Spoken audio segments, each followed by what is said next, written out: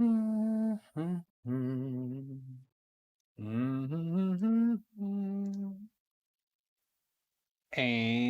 we should be live. Maybe, yes. Where's my chat?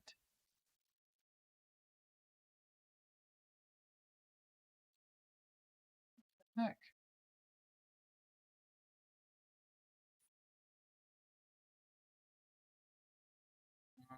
Wait, here we go. There it is. All right, here we go. Hey guys, John Mack. Printing and painting, what's up? Jack B.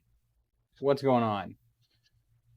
Hopefully, tonight's going to be a good night, and I'm going to finish the bear. Because as we saw last time, I forgot things. So, Gunnar, what's up? Jim.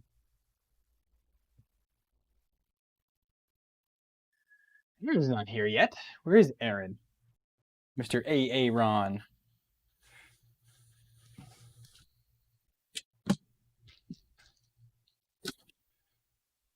Okay. While we wait for a few people to join in, I'm going to get out the things that I need for tonight. We do have bearing holders this time. We do have belt tensioner and belt holders this time. We've got a bed. Well, carriage, sorry. We have the hardware for that. Then we have the bed set over there for now. We've got some rods and bearings. And I think that's it. Those are still loose. I don't think I need anything else in here, so we can put this out of the way. And the one thing that I know I don't have, though, which is not, it's a cosmetic thing, is the wire loom for the carriage. Don't have that yet. Don't know when that's going to get here, but again, that does not affect printing at all because I have it wrapped with some twist ties, so that'll work out. Finishing more bear parts. Jesse, what's up, dude? All right. Seems like we got a bunch of people joined in. Let's go ahead and take a drink and switch up the camera. That's not right.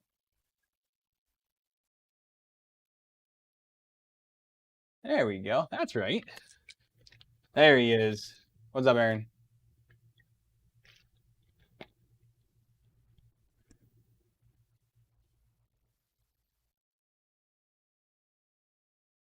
I don't use zip ties. I do the trick with the twist ties, where you just kind of just snake it around as a spiral. Kind of how, if any of you ever did old school water cooling, the cool thing to do was to put the spiral wrap on your flexible tubing so it wouldn't kink and you get like UV reactive stuff. That was what all the cool kids did back in the day. But now it's all hardline tubing. Let's zoom in here a smidgen. That's too far. Come on. There we go. Now we get it here. Get everything lined up the way I want it to be. All right. Yeah, for some reason, I think when I got the camera, I just clicked it and it took a picture of the living room floor covered in toys. Okay, so let's get out let me grab the manual here real quick. Which is right. Not that one, not that one, not that one, this one. So I want to make sure I put the bearing on the right side. That's the one thing that I always kind of worry that I'm going to do wrong.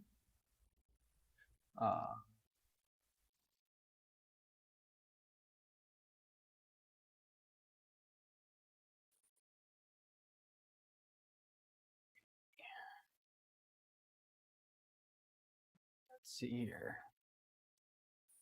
So the single bearing goes on the right side. All right. So yeah. I don't think it matters which way those go.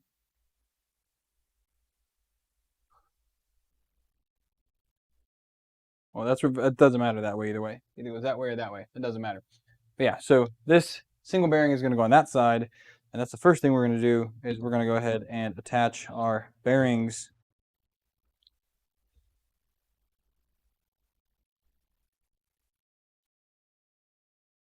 Just fit in there like so. And again, we're going to go this way.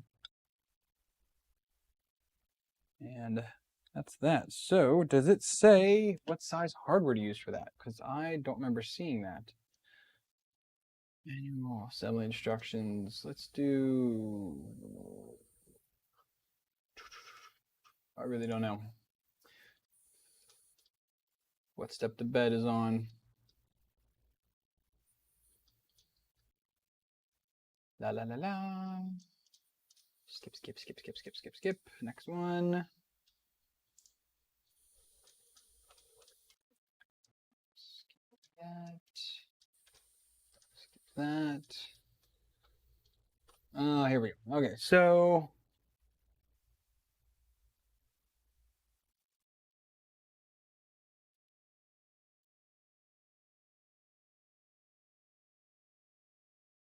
it does not say.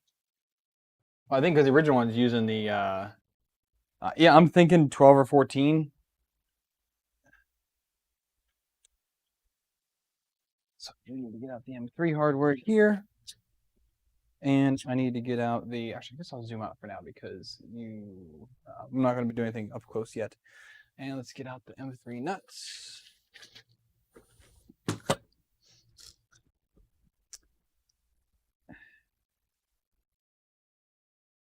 The nice thing about these parts is that they do they go the opposite way. So instead of trying to hold a nut up here as you're trying to screw into it, the nut is captive on the 3D printed part, which makes life so much easier.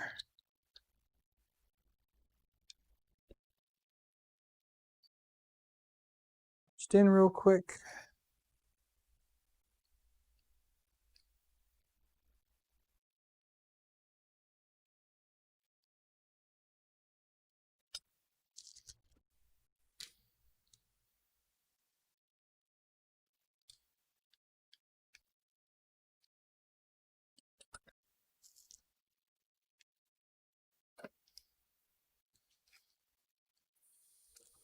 Nope. Look at that. I am 5 minutes into the stream and I already dropped a nut.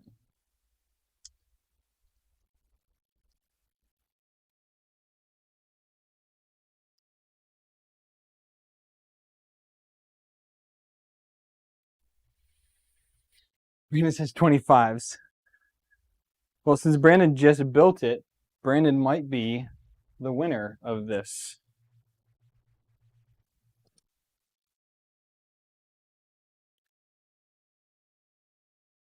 I think these are the same ones that he's using. Okay. So again, we're going that way. This is going to go here. And we're going to put them like that.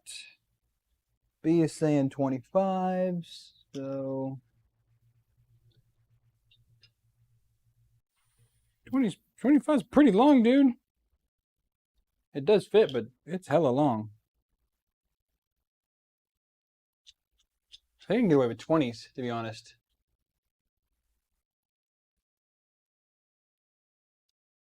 Can I get away with 20s? No. They're just going to stick out the bottom.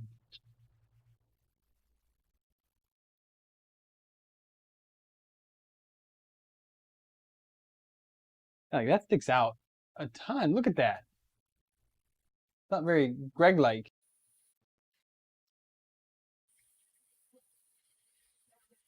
Man.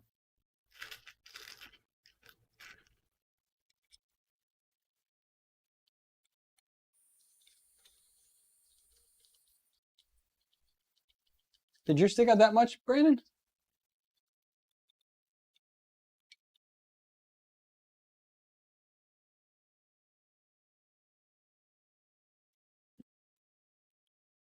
The two bearings out. Them pushed in here. Again, these are the Triangle Labs IKO bearings. They don't have Triangle Labs on the box or on the actual bearing, so it makes me think that they are actual IKOs. If you're unfamiliar with those, they're just like premium bearings, basically.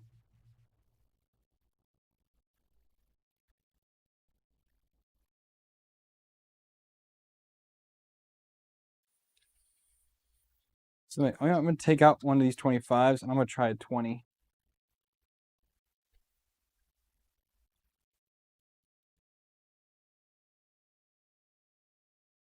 Yeah, 20 works once you get it pulled in. So I'm going to pull these in with the 25 and then go with the 20.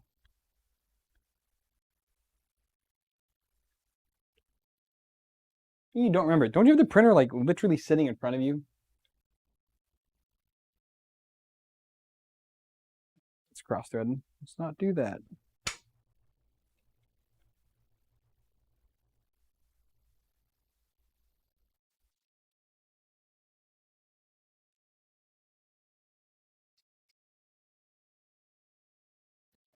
Like that nut.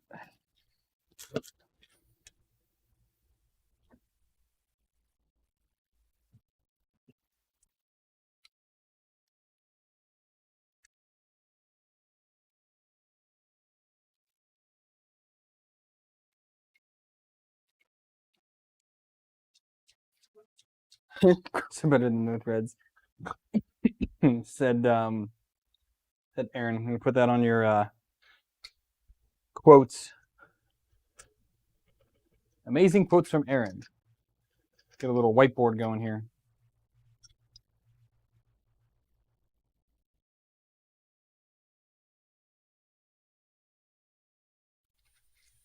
I think you're an 18 in my 20 bin, and that's just gonna make me angry.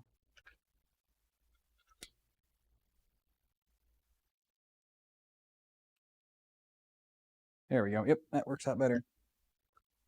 So these ones I'm gonna pre-pull in, I guess.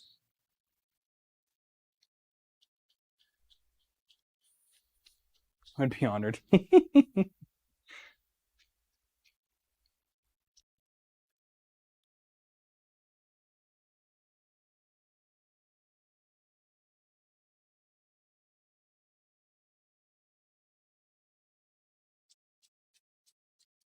All right. All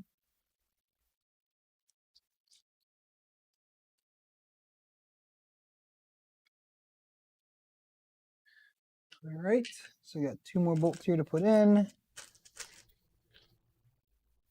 1.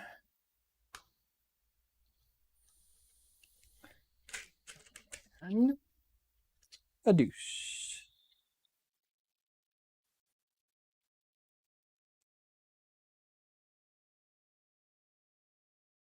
So they're 18. I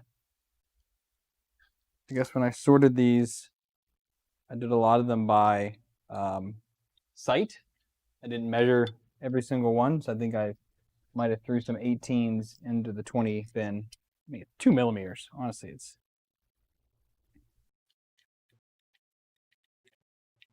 pretty hard to separate those two. Come on.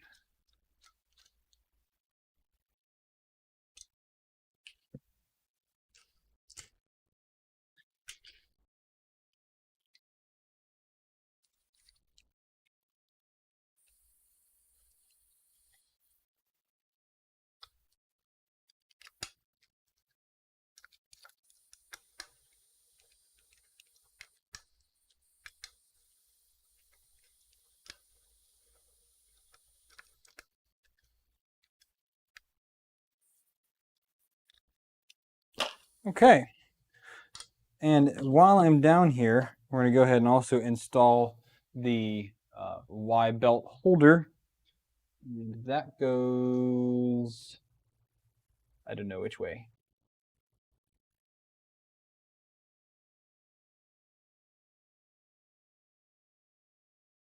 Here, dev, manual, assembly guide, Y-axis. That faces the double bearings. So that away.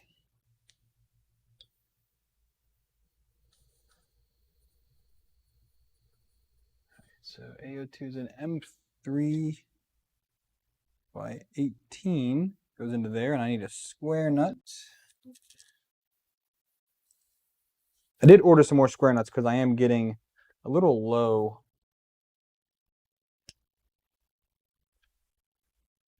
By 18. Gonna go into here.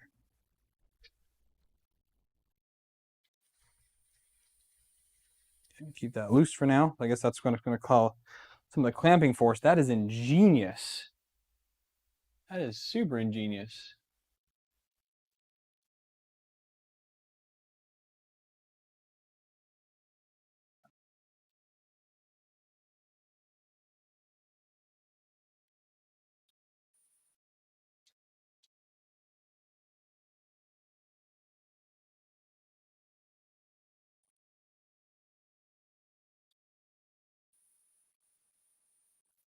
Two. Doesn't say what it's using, so I guess we'll try some 10 mils and see if that works. So it's going to go on facing this way. How far does a 10 mil make it? That makes it quite a long way.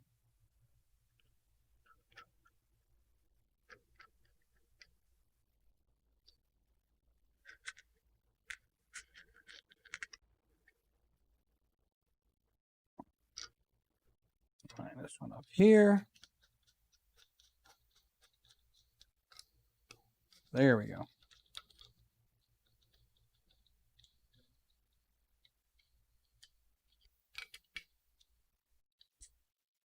And then we've got our Y belt holder in there now. Like a disc, right? Motor spacing, yep, okay. So now that we have all that done, now we need to do the tensioner, which I need to take this old one out. Or I guess it's not even a tensioner. So the Y idler for the old Bear didn't have any adjustment to it. And I cranked that down hard. Holy cow. I gotta get the persuader out 1 second.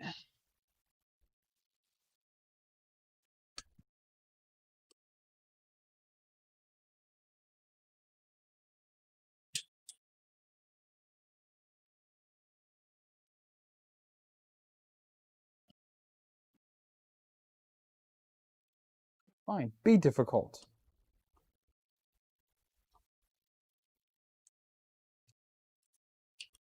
Bloody T-nuts. Okay, so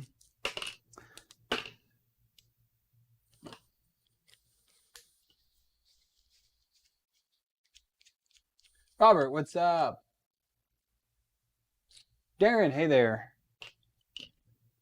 Okay, so this bottom one gets held in with an M5. So we'll put a T-nut there.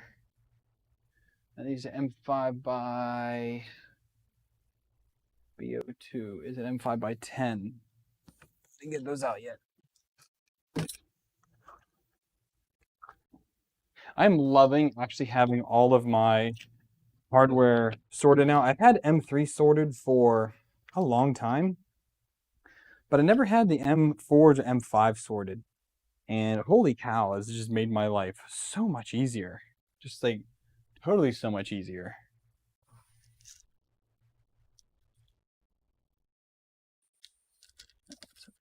Lock nut in there. A lock a nut. Yeah. Yeah. Like that. And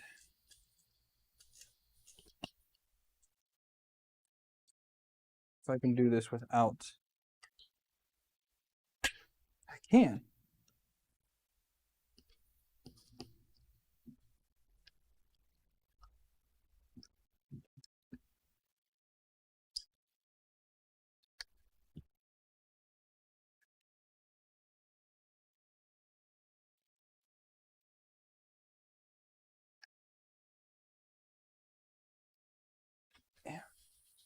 We'll have to crank that in a minute.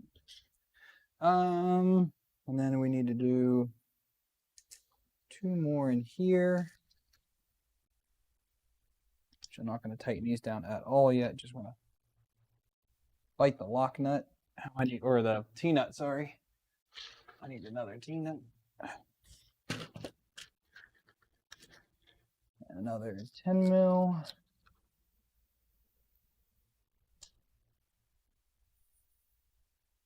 If you guys build an actual bear, it does not use T-nuts, but I hate the other ones, even though I know they are superior. Just a personal preference of T-nuts being just so much easier to just drop in and go. Except when you miss the bloody thing. Let's see.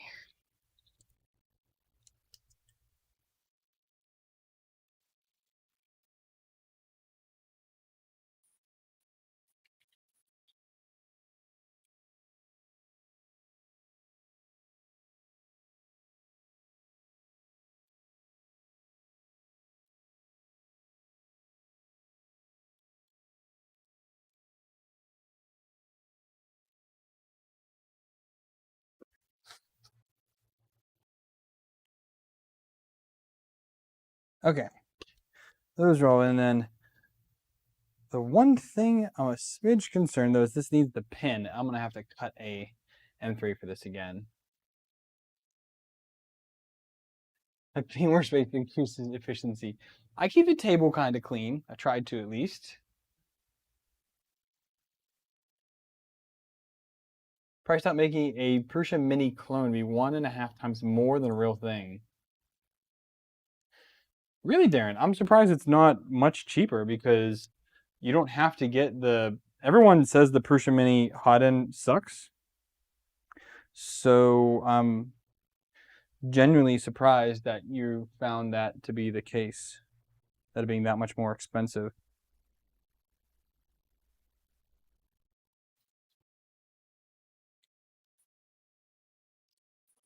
Because at least for the hot end, you can throw an E3D V6 clone on there and call it a day. So now with this is the Bear 2.0 idler, and this now uses the same pin that the X tensioner also uses. Now I have some of those pins coming. I don't have them right now, so I'm going to just go and grab the only pair of wire cutters that I have and see if I can cut this. Otherwise, I'll get the Dremel out real quick.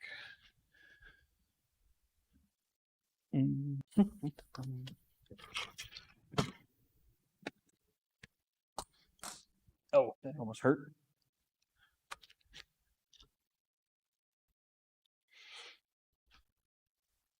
Man. Got these suckers, but man, they are.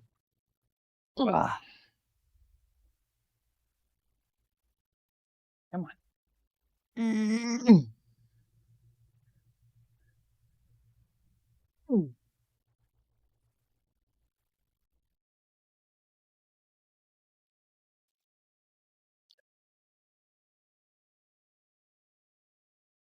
Ripe.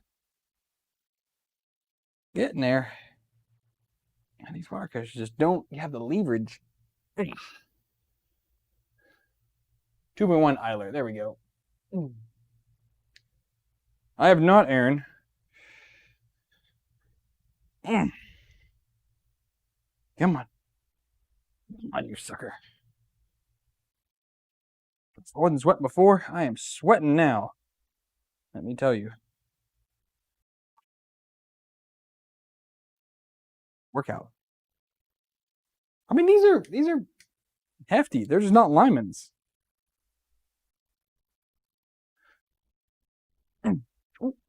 Ooh.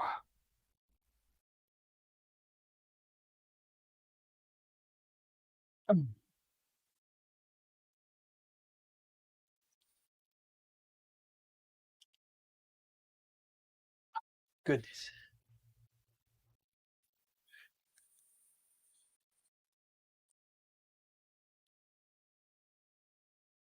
Yeah, that's not even.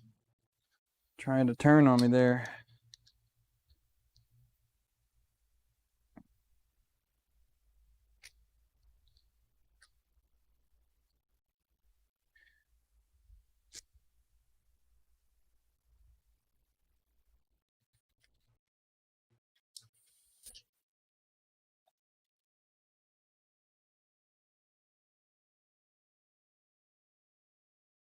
So Darren, one of the guys on my Discord, Keith, he is actually he's making a SKR Mini, Prusa Mini, and you can save quite a lot of money that way.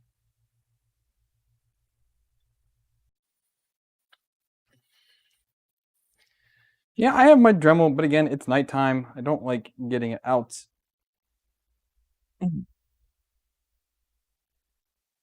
I mean, I am down to like the last little bit of that, focus. I mean, it's almost through. Oh, there we go. Where in God's name did it go? Oh, there it is. Man, I get a file real quick. Oh, there goes my hand workout for the day, the week.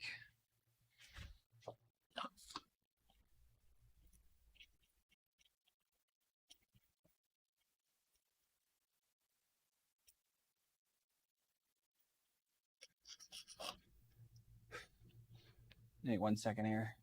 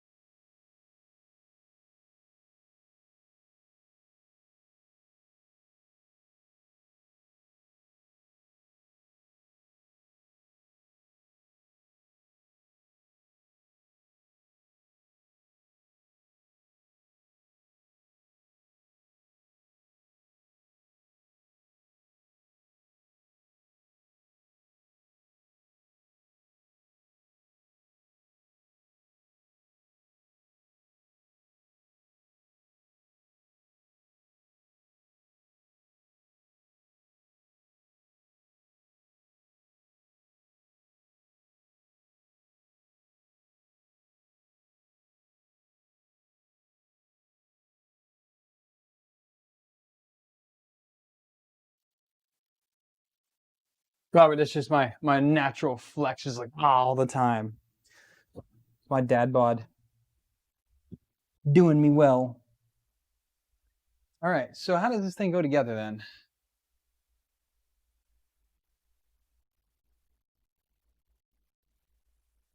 CO1 is a M3 lock nut that gets... Oh, shoot, I forgot to put that in. I don't know how I'm going to get this thing off now.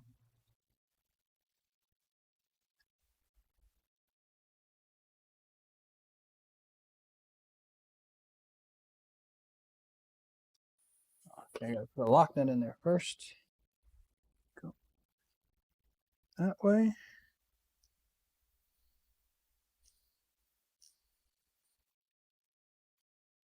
You can clearly tell I read all these directions before tonight's stream.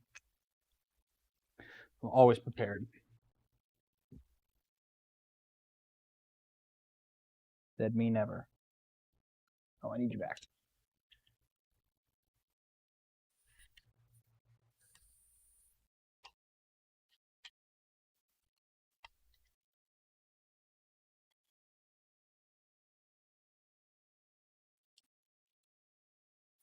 Okay, that one, that one, that one. And then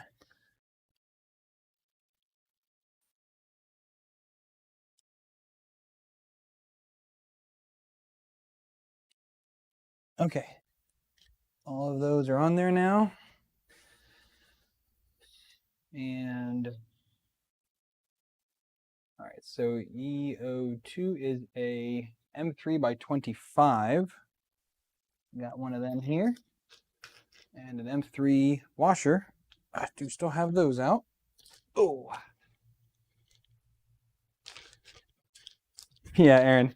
There was somebody, for those who don't know, on our Discord today, there was someone that was asking, they're trying to build a bear printer and didn't even know there was a manual. So that was well, comical, to say the least there.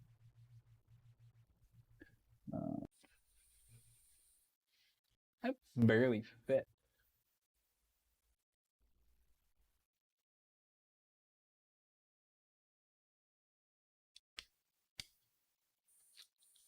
Well, we're gonna skip the washer. Yeah, we're gonna skip the washer. EO3 is an M3 by 30.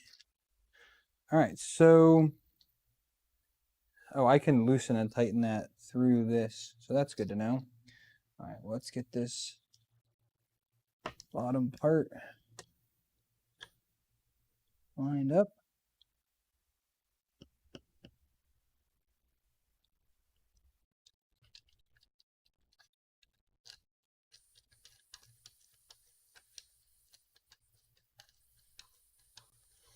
Although it's not taken.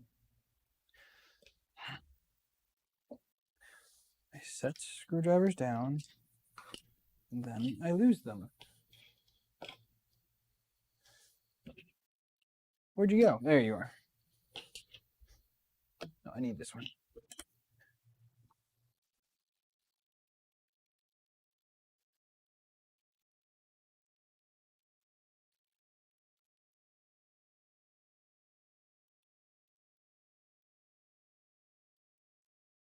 It's not catching at all.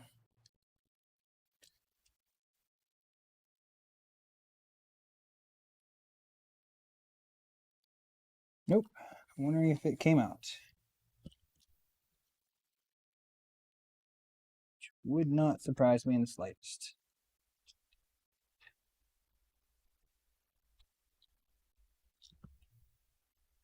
Oh, it's in there. It just isn't lined up.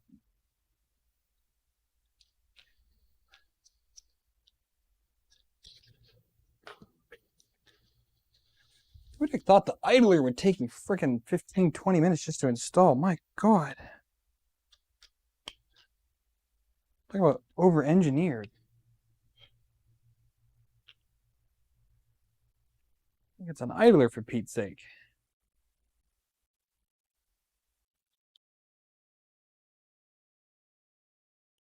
Do you thread now? Okay, it threads now. Put this back on here. This goes in the front here. Where'd that big 31 go? You're gonna go through here.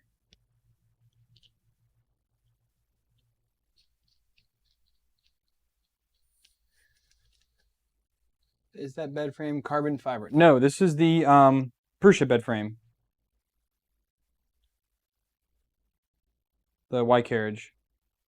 It has that like shiny finish to it.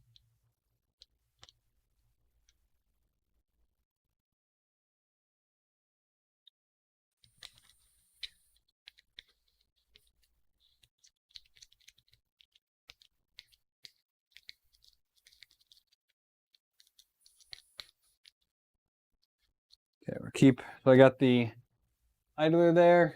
That's as open as it will go. We still have all the way movement back. That's a good, almost, what, 4 mils of travel, I guess, something like that. Not too bad.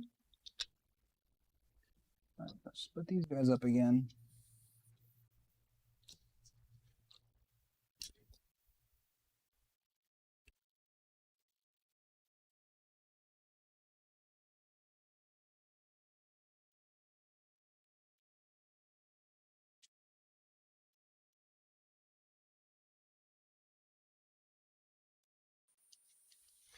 Okay. Finally.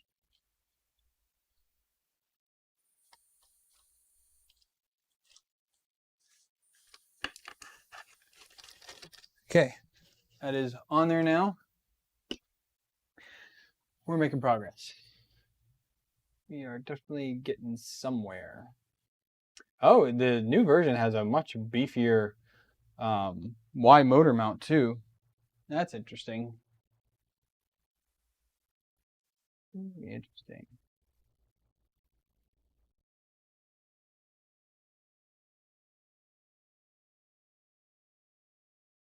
So now we can go ahead and put this in. So it goes in like this. Get our rods in there.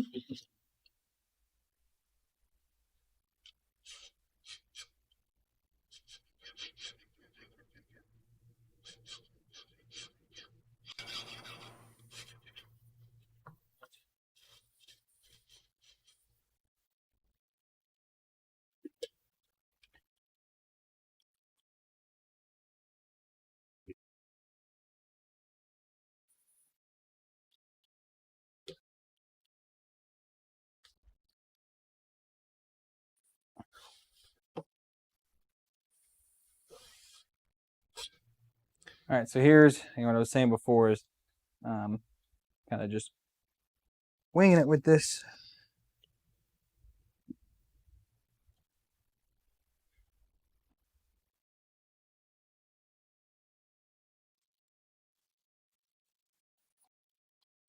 Wow, man, those bearings are nice. There is no wobble, or because my whole table's wobbling, but like the bed has 0 wobble in it at all. So again, this side right here is tightened. This side is not. So all I have to do now is pull this bed all the way to the front, tighten down these front ones.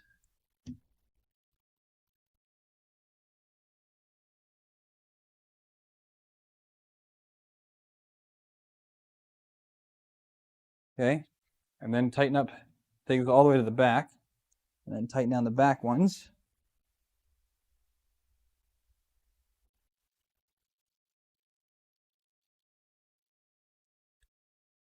And that moves really easily.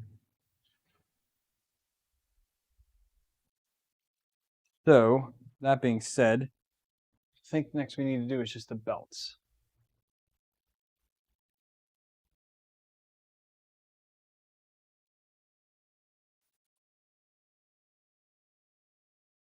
Megatron Bear, yeah, the Zarbia ripoffs.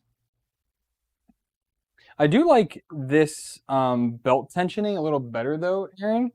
I might actually end up switching out, at least for Megatron, with this one, because Megatron has the 2040 in the front. So, oh yeah, I like the rod holders way better. But they also require a longer rod for Megatron though. But either way, I might end up switching out to this bearing holder or idler holder instead of what I have on there, because right now I have like that weird tensioner inside, and I just think this, it takes a little more to put together, but overall, I think it, whoa, might be better. Now we can zoom in a little bit here. See, so here we got our belt thingamajigger there. I'm going to go ahead and get a length of belt wherever the end is at. Right here. I missed it. There it is.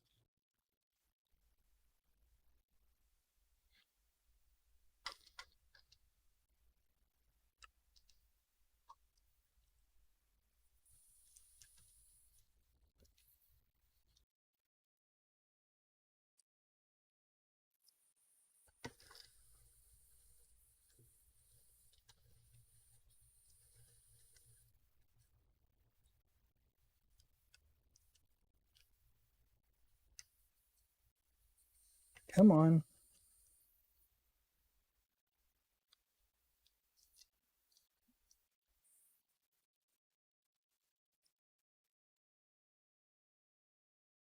You can't see in there.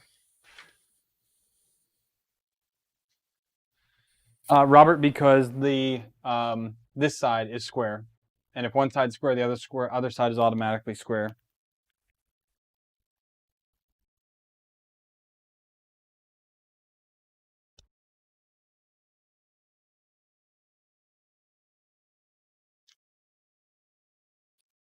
Where's that wee little screwdriver at?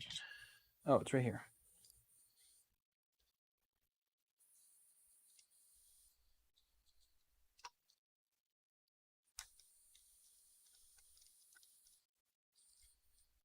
If I go the other way, is it easier?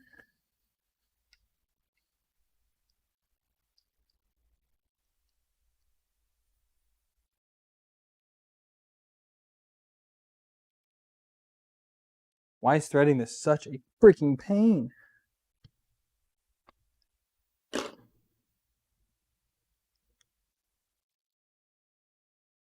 Andre, what is up?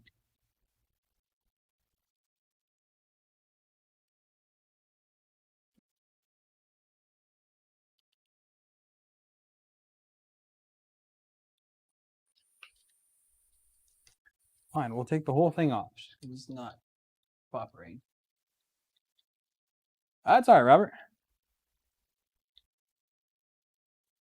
Always happy to share my experiences, what works for me.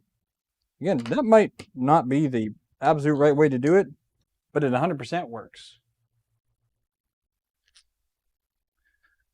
Okay, can I please feed this belt through? There and there. Okay.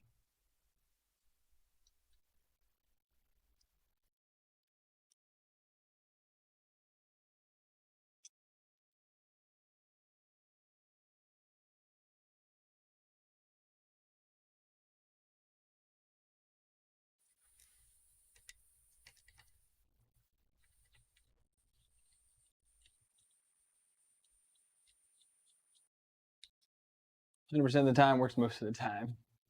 See, here's another one of those awesome Aaron grandfather quotes. That might just be a straight Aaron quote.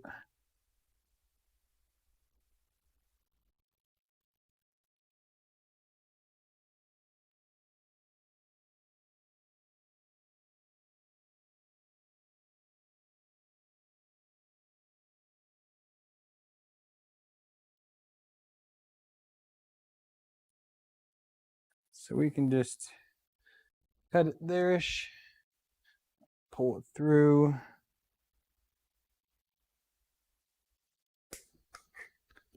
Always want to make sure I give myself more than enough slack on these. Because, oh, I need to pull it the other way through, don't I? I need to go this way. Yeah.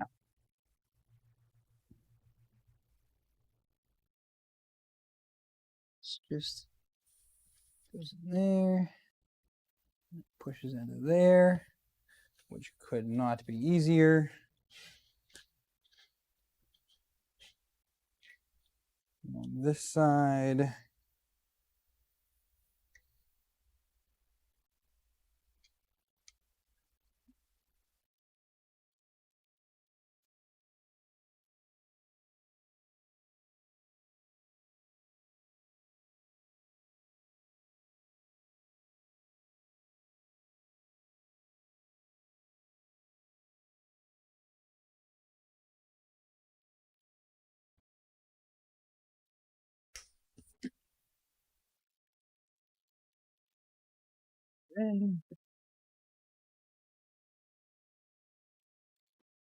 tighten this down.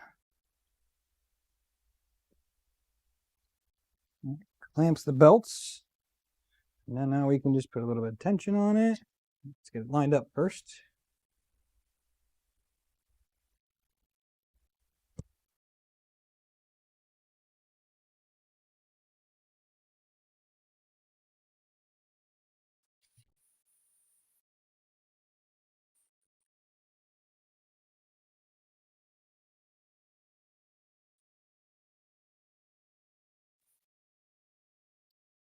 Push those in more.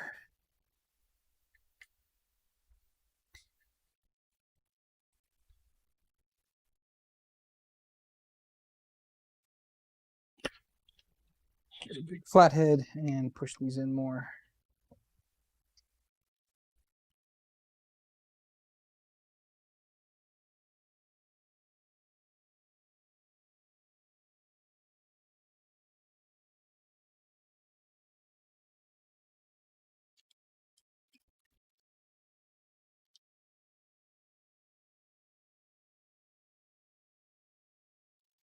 Mm-hmm.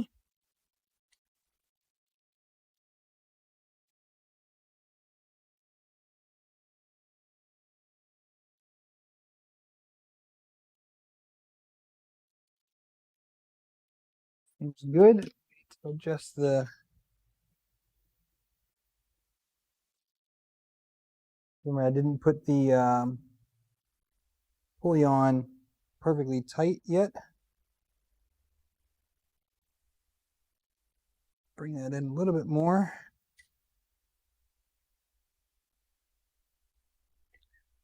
Okay. Now we look pretty straight. Right there. Okay, now I can tighten these down.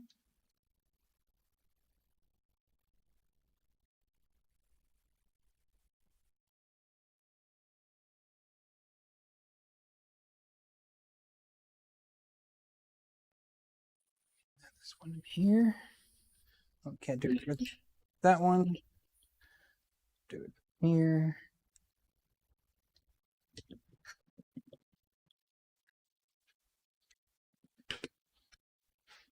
Maybe.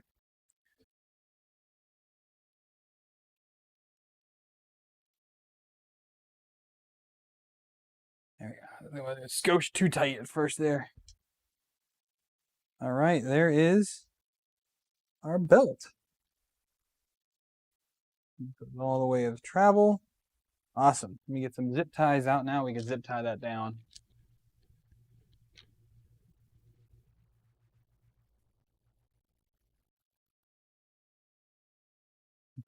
Inductive probe woes.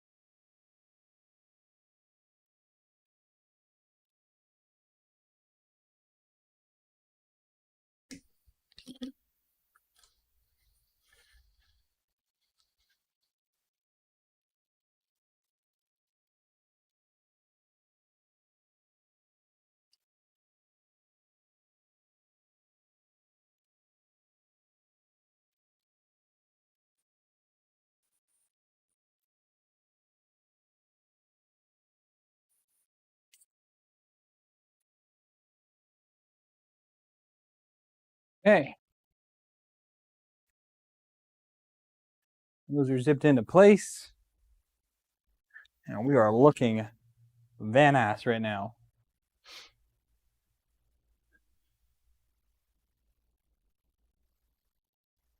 Greg, what's up? Right, so now we're gonna go ahead and install the bed onto here. Done. Let's walk away. I got the hardware here for it. So these are always fun for anybody who's never done the a Prusa build will know how much these are a pain to get on. Mainly just the first one, I guess, is a pain to get on, which is dead center.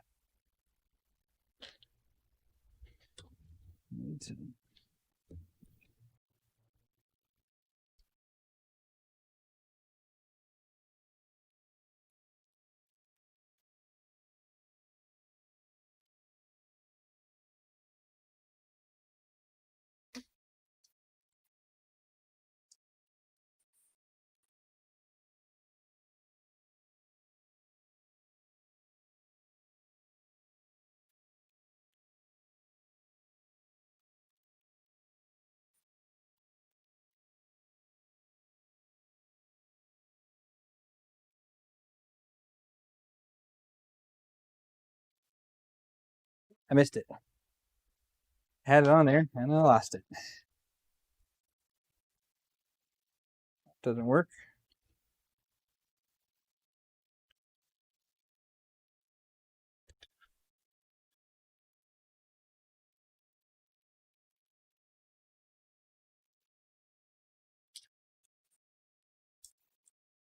Don't you move a muscle.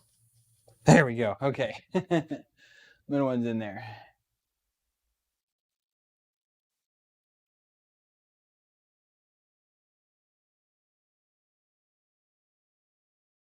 I agree, Robert. They're not as tight as some other designs, including Aaron's design. So yeah, so I'll ask this. So Aaron was asking, we're having an issue with another build. I have an induction probe that is not working on a magnetic sheet. The question is, should an inductive probe work on an M3 magnetic sheet or no?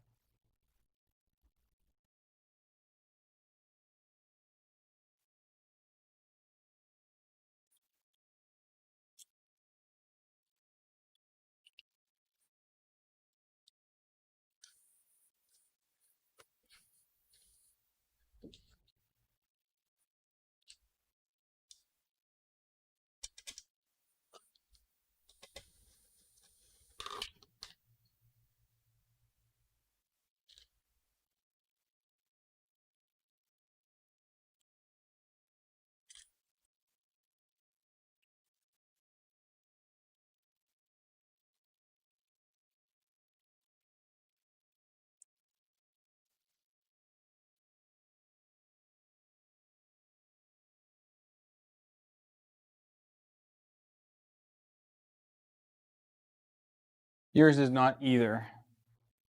So I can check.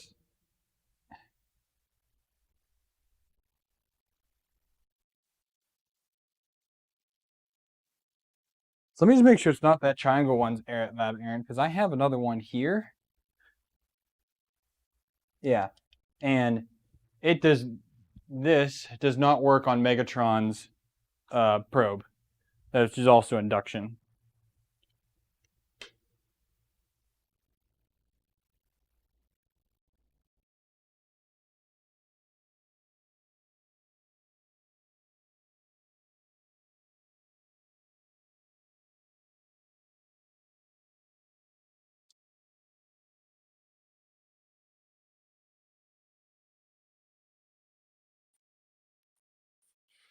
Might have to go with a BL Touch, Aaron. I don't want to do that.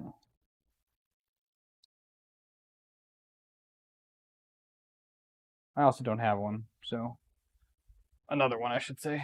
I've used all mine up.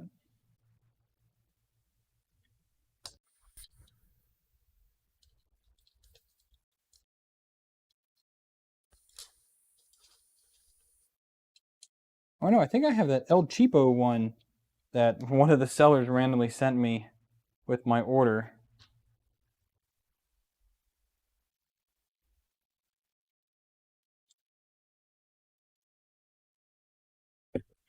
All right.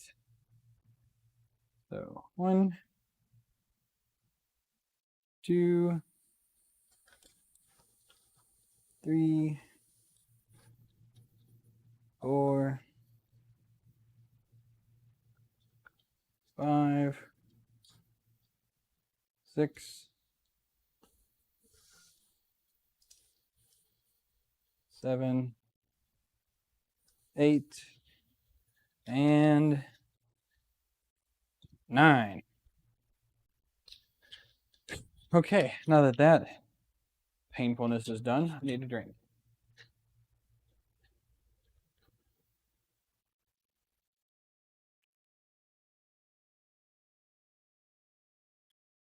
It did not sense it, huh?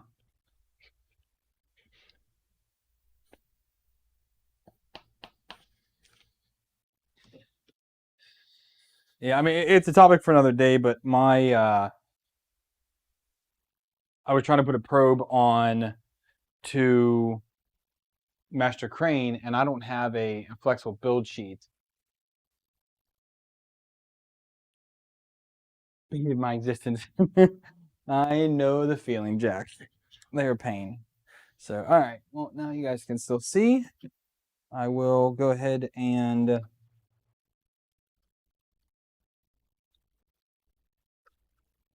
attach the bed. I do need the clamp, though. It's the only one I have. Yeah. Whoop. Oh. All right, so I have the V clamp. That's what's going to hold everything in place there.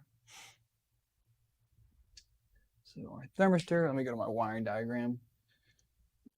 So let me make sure I put everything in the right place.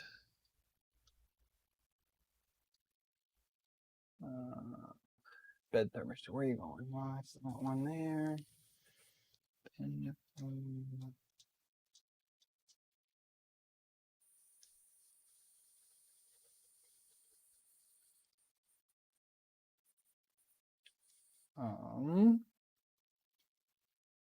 Exterior thermistor, heat bed thermistor goes right there in the middle. Underneath all of this junk. It goes in there. Which goes like this. Clickety click. And then figure out how I'm gonna get to these screws down here.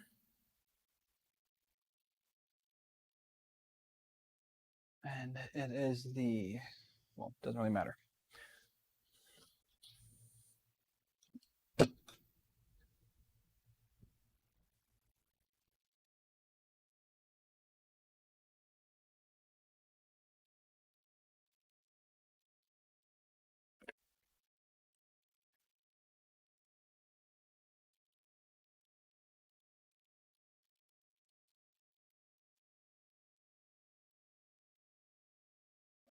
Get this one on first.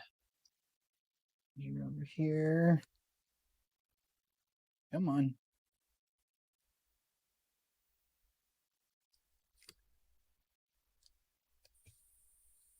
I need to put that one on first.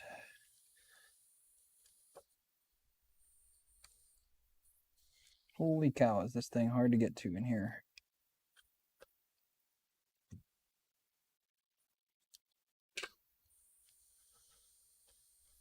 Where's my needle goes at?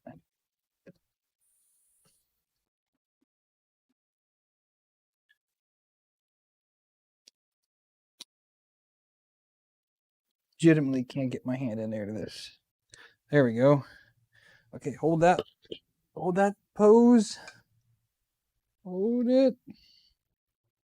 Hold.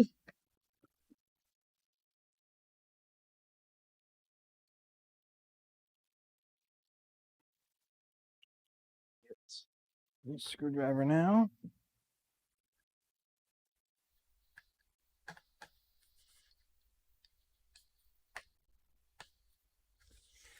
Okay. And you're gonna go like this. Yeah, you make it. And then clampy clampy. Where'd the clampy clampy go? Oh, right there. Because this. And I need two M3 by 10. 1 and 2. Here, here.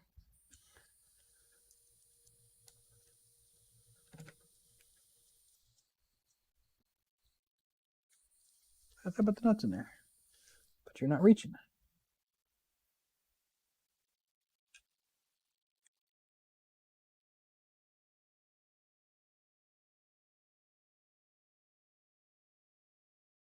One did.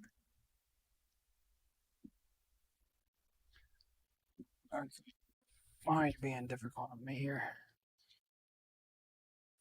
Do.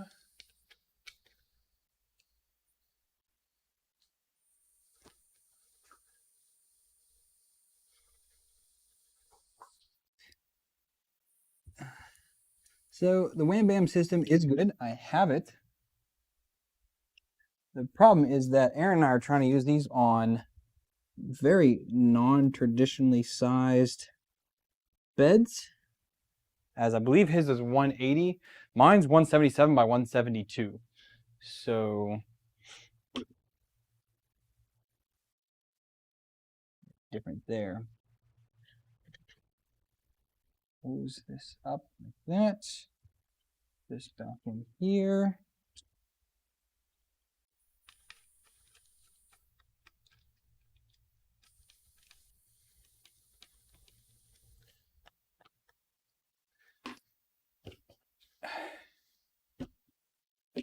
Ladies and germs,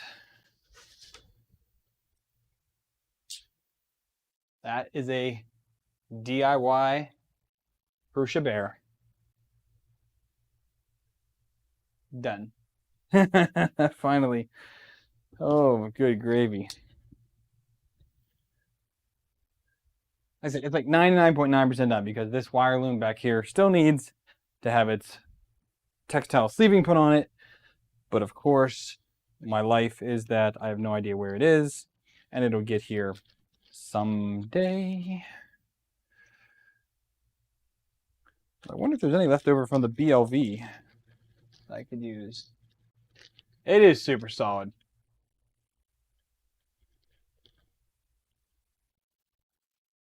Let me look here in the BLV stuff I have real quick and see if I have any extra wire loom I could spare. Can you balance on there? Nope. Don't risk it, Jane.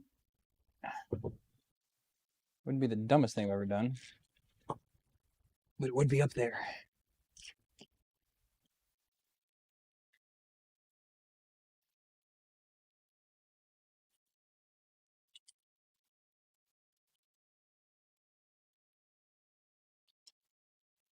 Doesn't look like it. I've got stuff for the heated bed. The thin stuff. But none of the thick kind laying around. Again, that's fine. That's purely cosmetic. Just protects the wires a bit more. I don't have it right now. It's still no sweat. So yeah, I like it.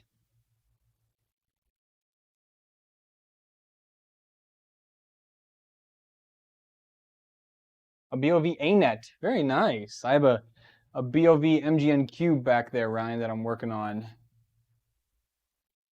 Looks clean, looks solid. Yes, it does. This is total blackout except for the white here in the LCD. I've got the black corner brackets. I'm using carbon fiber, PLA, and polycarbonate for most of the parts. This spool holder here is just a HT just to make sure that's going to stay nice and rigid while it's a spool hanging off of it. But let's boot it up and see what magic smoke happens.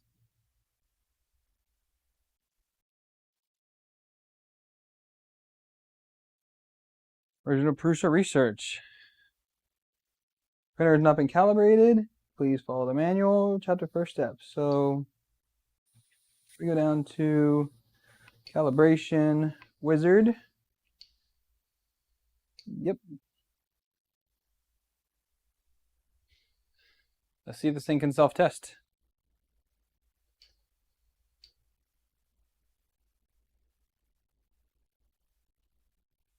And okay, our first issue, hot and fan, is not connected. So let's make sure that's plugged in right.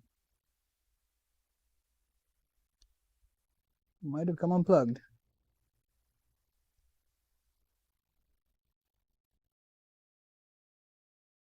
Or I put it in the wrong place. Very, very likely.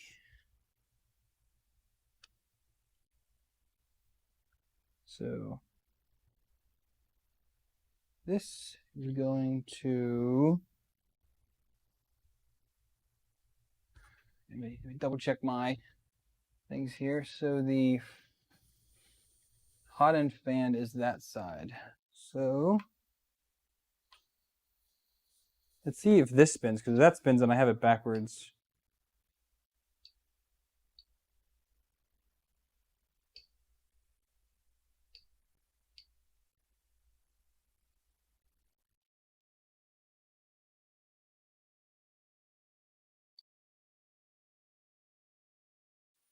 Huh, it spun, but it didn't actually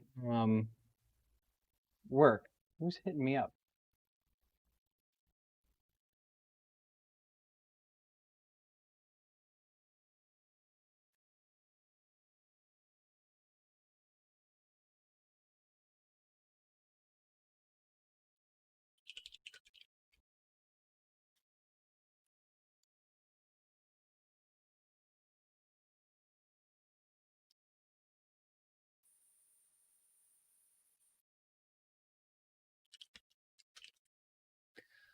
All right.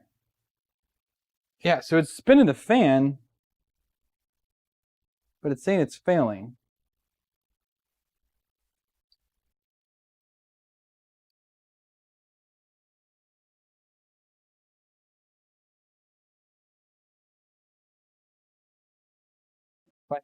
Too tight?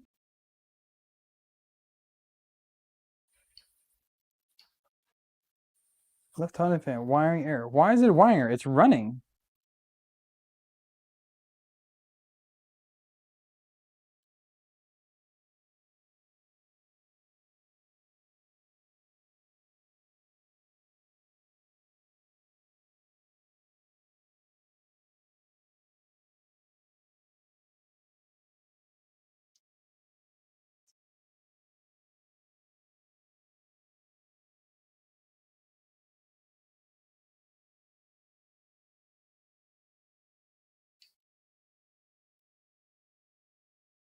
Okay, let's see if it does the fan this time. Fan spinning. And it fails. Why are you doing this to me? Why are you doing this to me?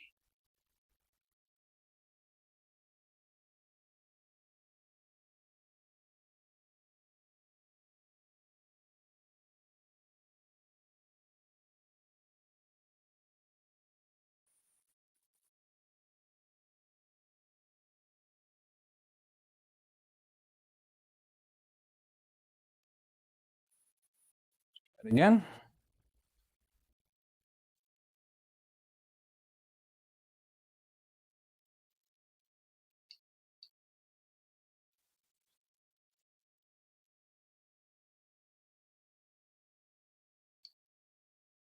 The 5-sec thick cable.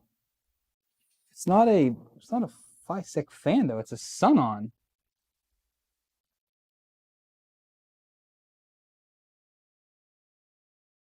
But again, I mean, it is running. So let me loosen up this back plate.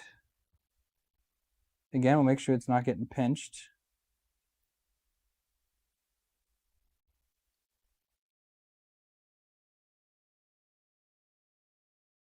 Just loosen that up a little bit. And it reboots, it runs too, which is also shocking that it's throwing that error. Even though it's still working the way it's supposed to.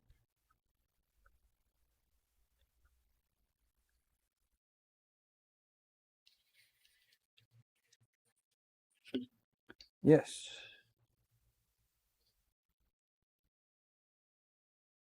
Spinning. Failure.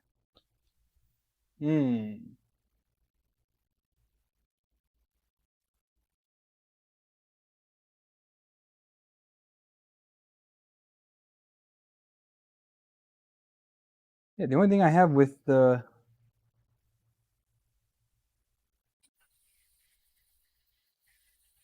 rubber sheaths is the blower fan has the rubber sheath on it, but it's not trying that. It's doing the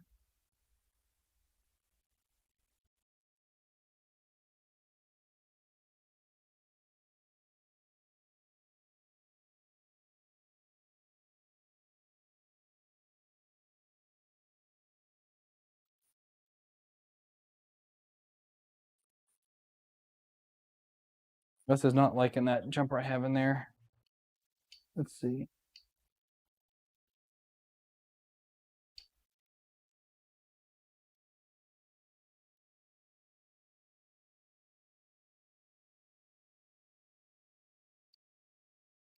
All right, let's try.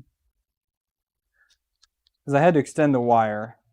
And I'm using just a jumper. I'm using my old, I had a 5-sec fan die on me. Or I'm sorry, I had a Mark 3S had a fan die on it. I just took the fan lead and cut it to work.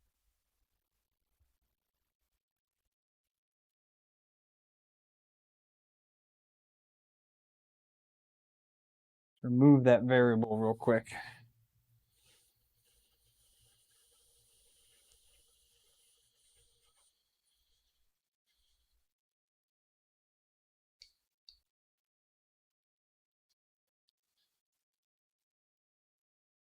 It's spinning. Yep, that's what it is. Must be a bad crimp.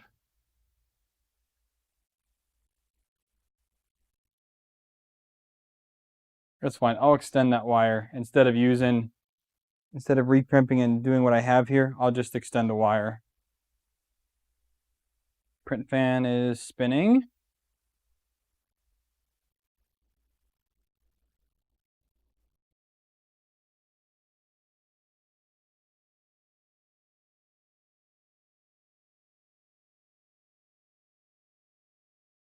Fan test. Left pot end fan spinning, not spinning.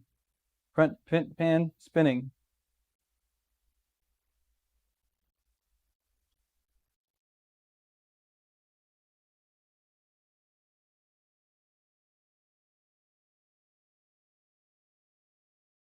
Oh, I don't think I did any of my motors yet. Yeah, I haven't tested any motors yet. I need to do that. Okay, so let's stop that. Power this off. We've got a little more things to do.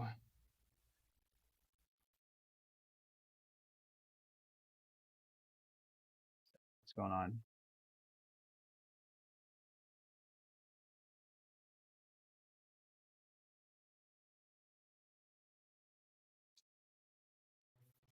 Okay. So let's take care of the wiring issue first. Get out my solder equipment. We'll extend that wire. I tried doing it the lazy way by just crimping it, but I mean, I crimped it and used some DuPont connectors.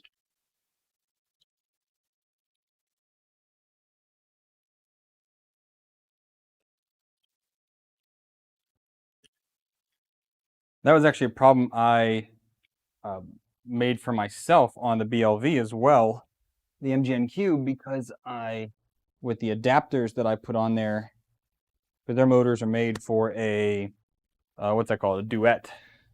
I use a duet because they're expensive. So let me pull this cable out.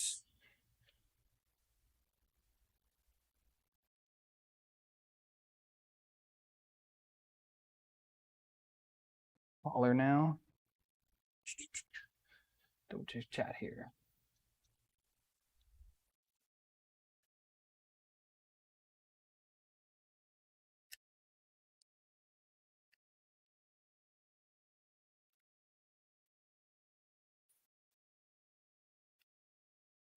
Okay.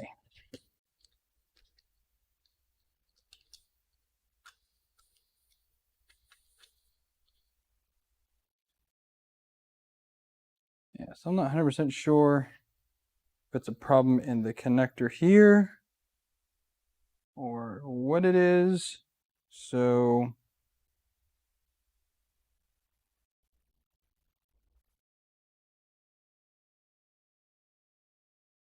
something to do with this whole shenanigans. Just take off the connector here.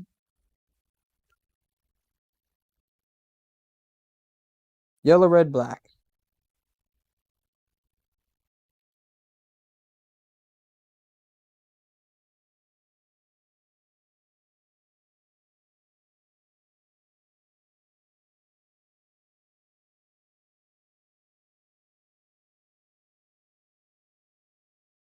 I'll just reuse the wire at least, but I'll take the connectors off.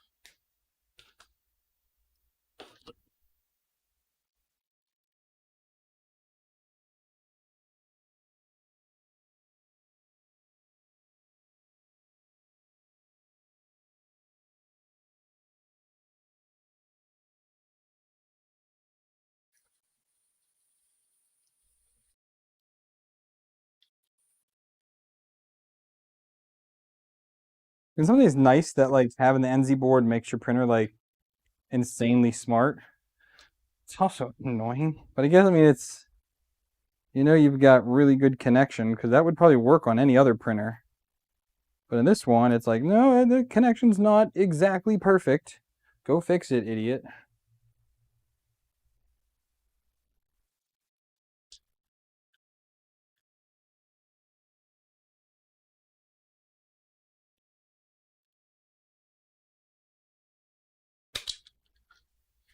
Okay, there's that side done.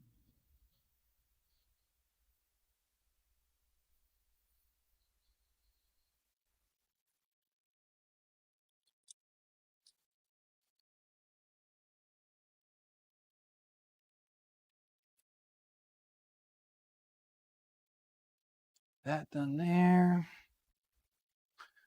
I've got some nice small shrink tubing right here I'm going to use.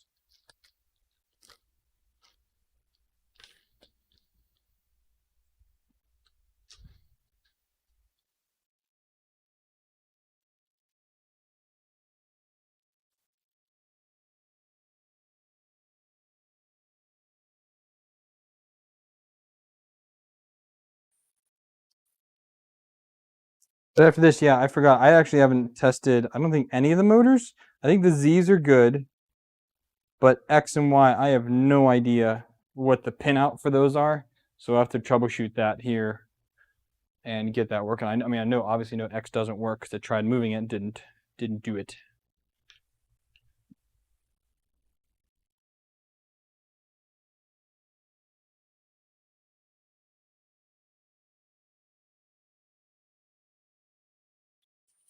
So if you bear with me for a minute while I go back here and do some quick soldering.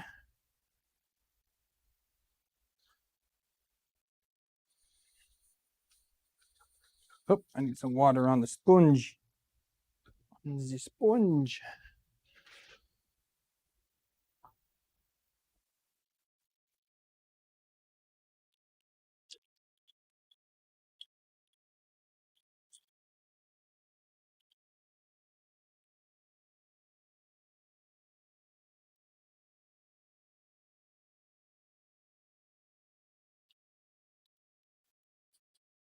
There, we're hot enough.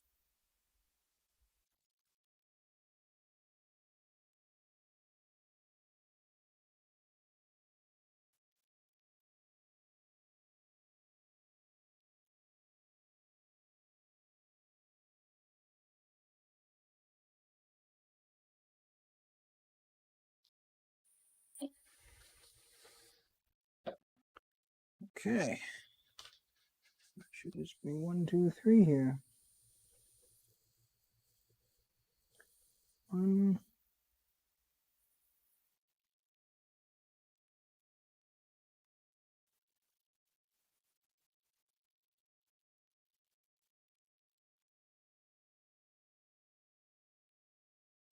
Two, and come on.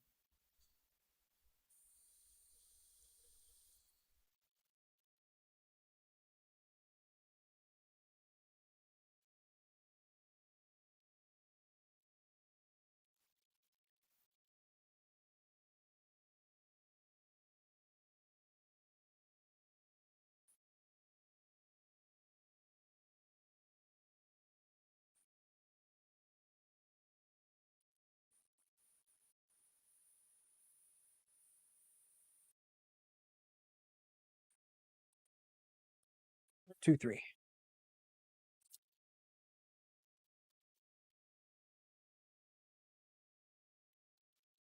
Let's get a DuPont on this side then.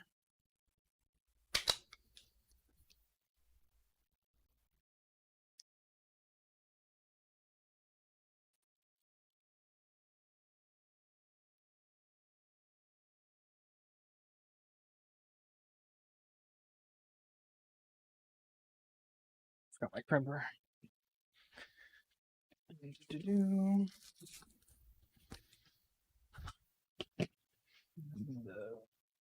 connectors.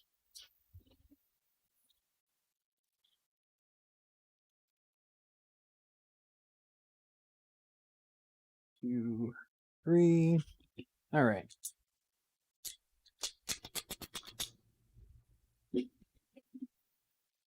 This out real quick.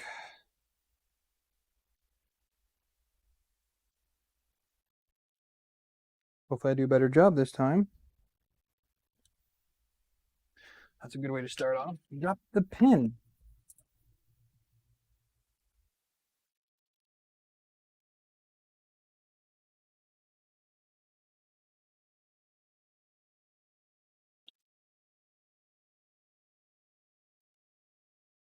Nope.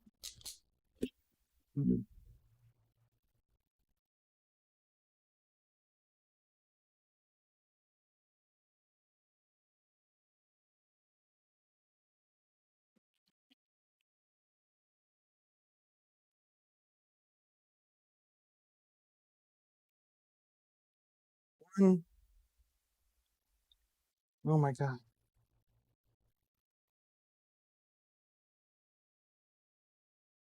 Why does everything be so small?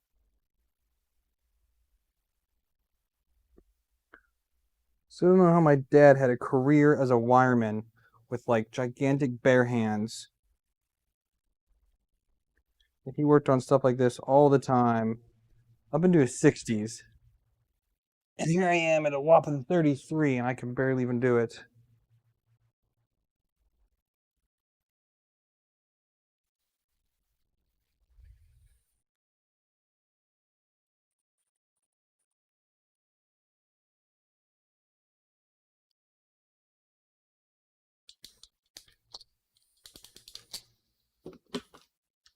What was the colors I said there? Where'd that connector go? Right here. Yellow, red, black. Yellow, red, black.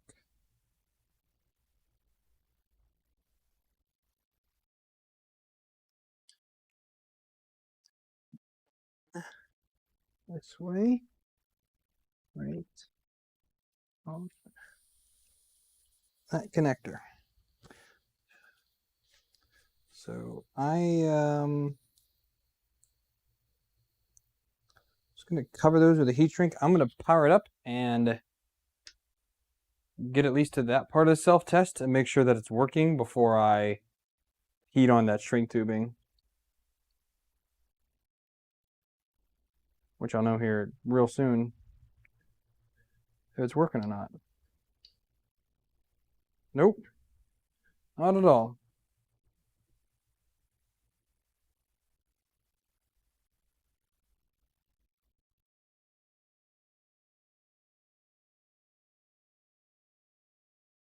Yeah, put it backwards.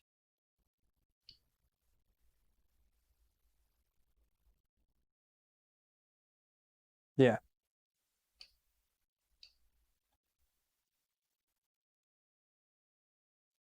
Why are you saying wiring error? Does my crimping suck that much? Again, it could be a bad solder.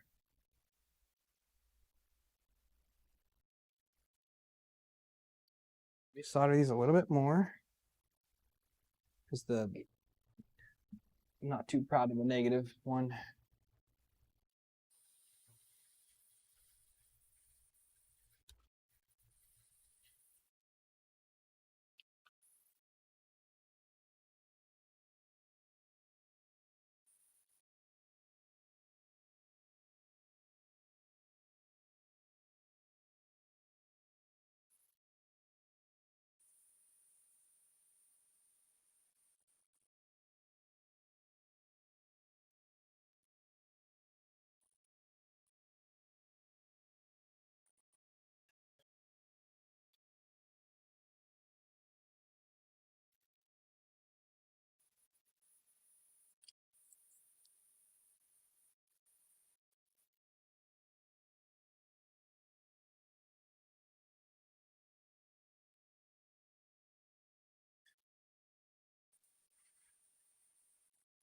PDFM one looks good, but let's solder on there.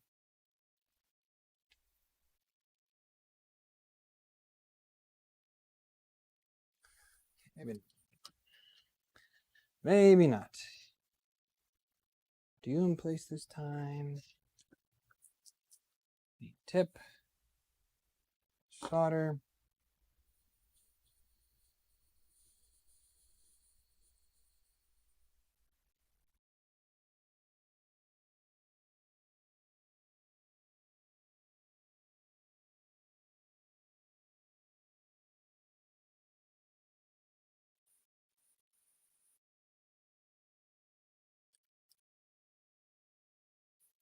Okay.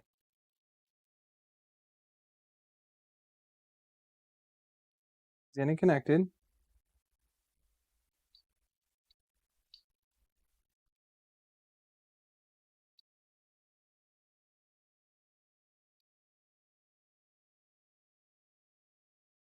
See if it worked this time.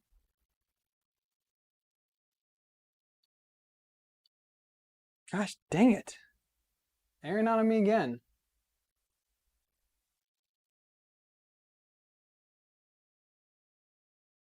No one mentioned that. Ryan, I love these things. These little grippy ones, I love these. They're adjustable up to 1 inch in there. Yeah, these are great. And they have cutters down in there as well. Yeah, but these work really well. They don't damage the wires too much, I don't think. But B, no one told me that. I gotta find, where's that at?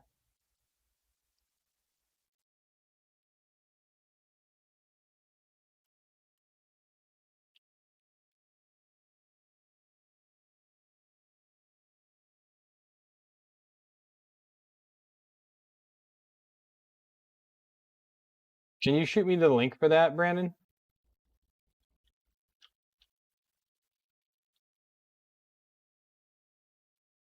Because I'm not seeing that right here in the...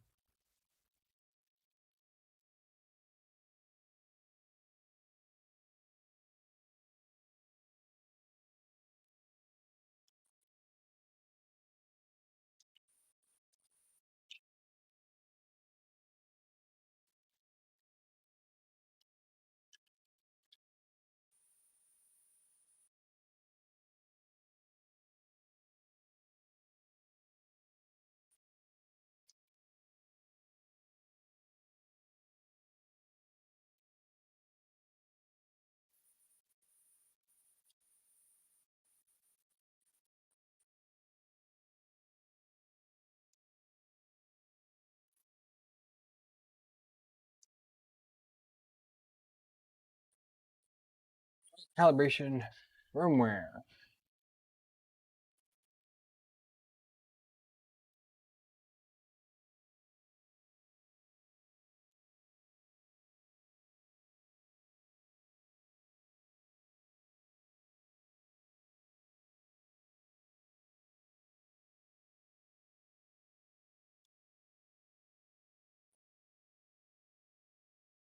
Hmm. Yeah, I know, Aaron.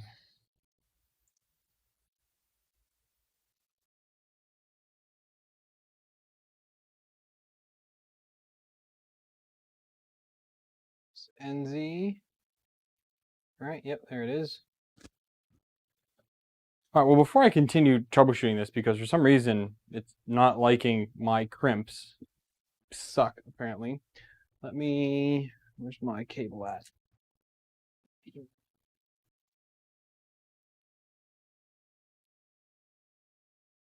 It's firmware on there real quick.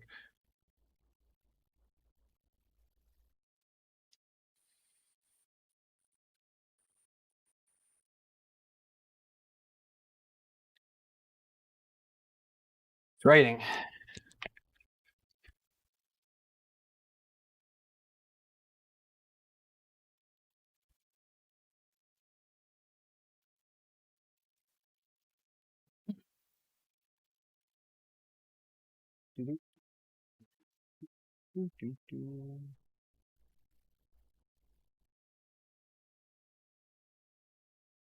is flashing. Go ninja, go ninja, go.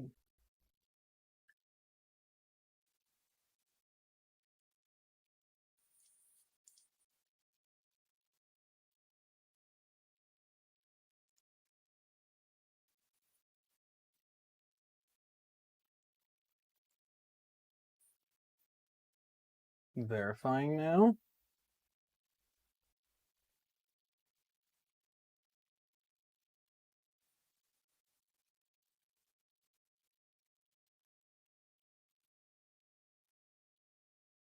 I'm wondering if when I strip them for the connector that my strippers are putting too much pressure and making that a little crink in them, because the solders are good. It's just that end connector, it is kinked because of that. It's very thin wire. Nice. So you should have it early or sometime next week, I guess. I got an email from them today that they got moved into their new facility. All right, let's see if the fan works with this firmware.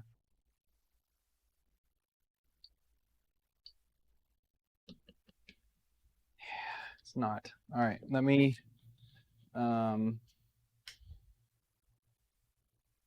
going to re-terminate this one more time. And if that still doesn't work, then I will get a different wire extension for this.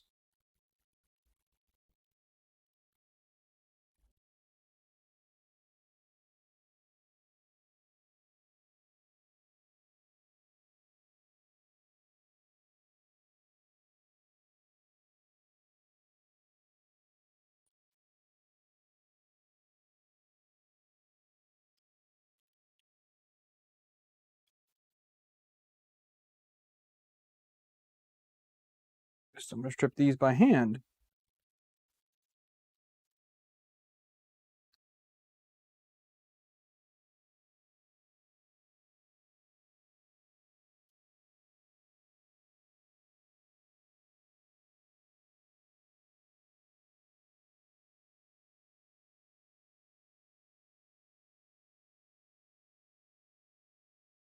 Yeah, like the thing is, you're saying there's a pain in the butt. I mean, it does spin, but it doesn't start up fast enough. So there's something a little bit off about it that the firmware just doesn't like.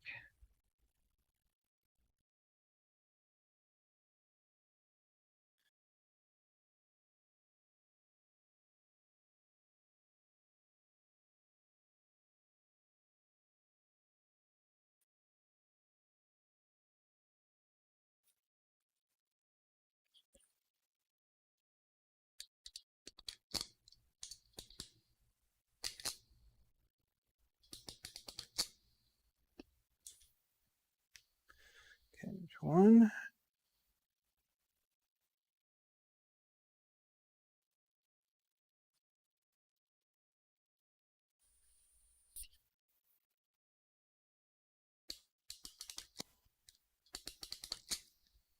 Two.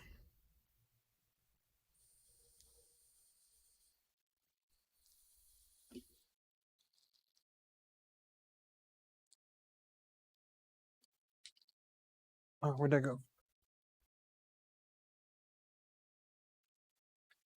It was on a roll. I thought I was going to make a whole cable without dropping something. And then I dropped it.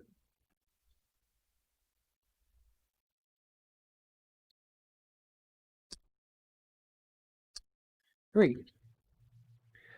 And it is yellow, red, black.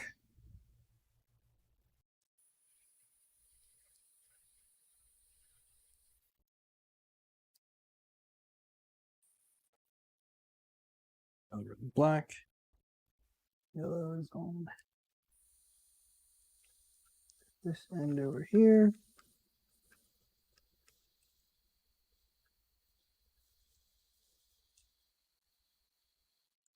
Okay.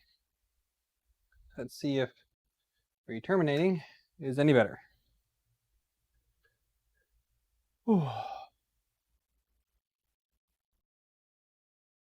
place have you been that has the most sugar in their Pepsi? I would say Thailand. Thailand has the best Pepsi outside the U.S.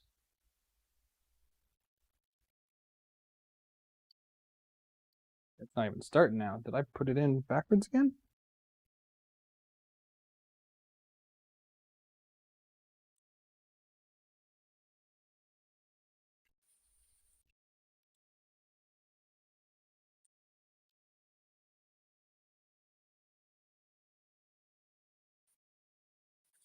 There, it spins out. Come on. Sub test start. Strudafan. Spins. But still says it's an error. What in the frick?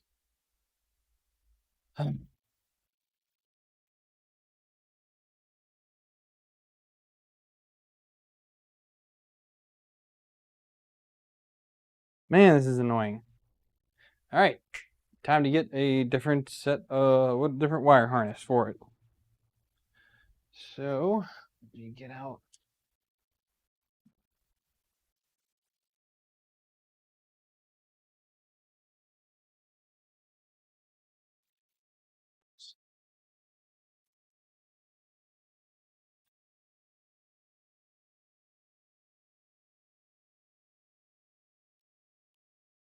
This and keep the same colors.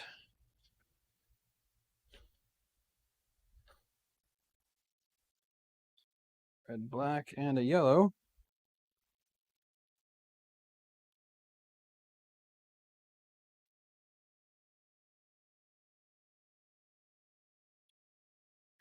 You off.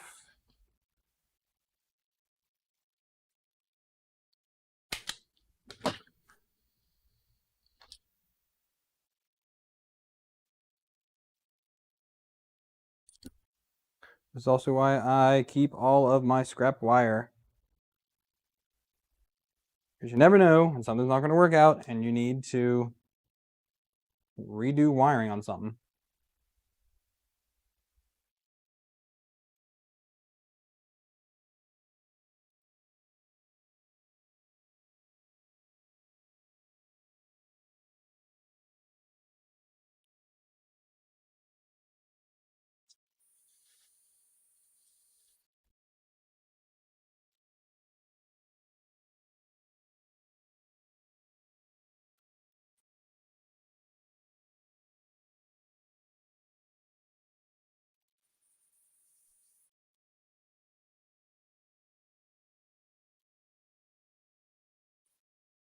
That one.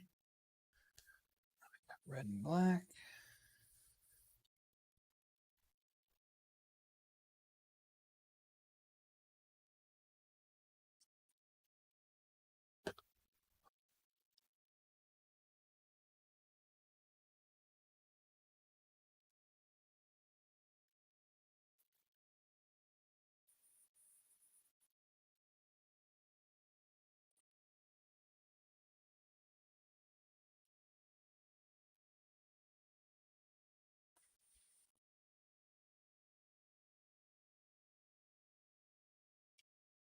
Okay.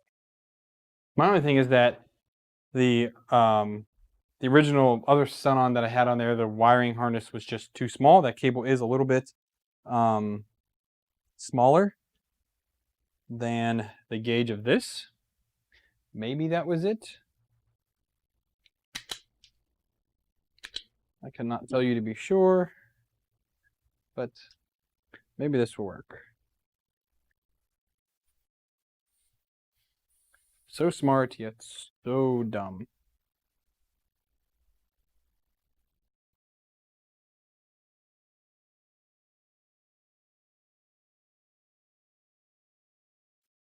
Pins.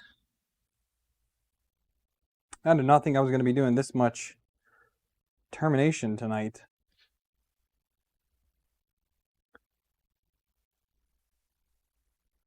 I thought for sure it was going to be fix the motors and print a test file.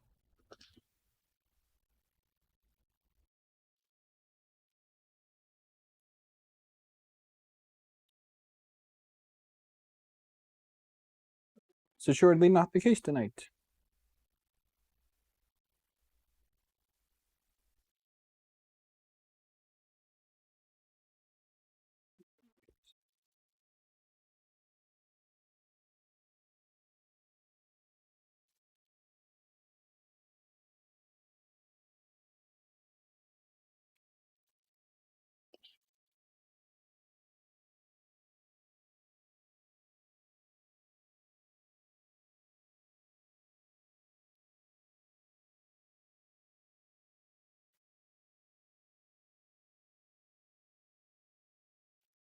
Okay.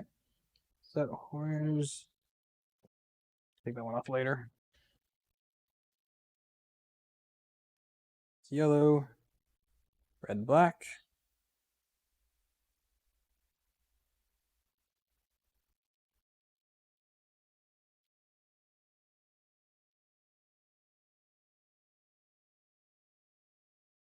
Okay. Yellow goes to this side.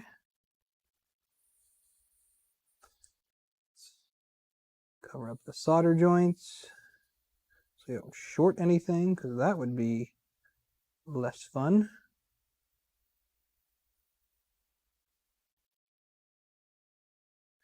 Okay. Let's see if we can get past the fan this time. Oh. Yep. You're my new printer. Yep. Self-test. Talk to me, Goose. That fixed it. Okay. Let me heat these on real quick.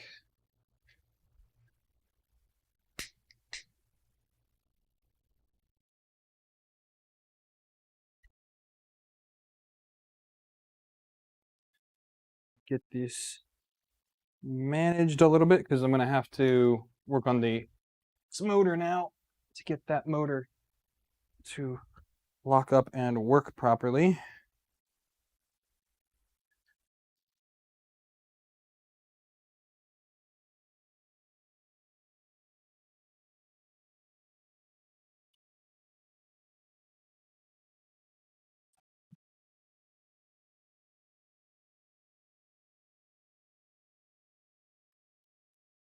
Okay.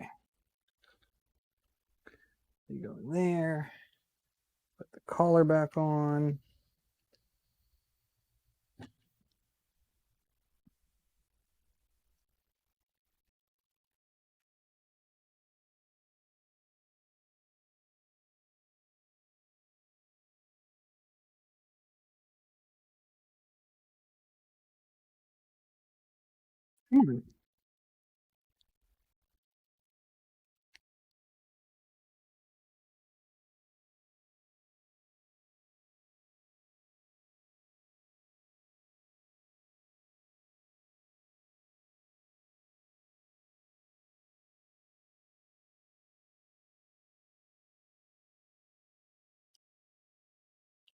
It's not even going in now for some reason.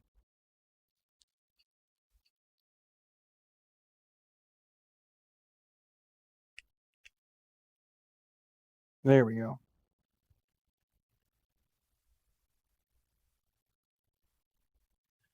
One piece of nylon came out of the carriage part.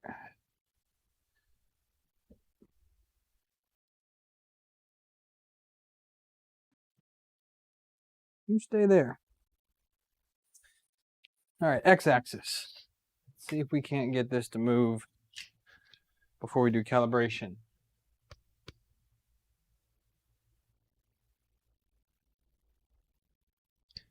Nope.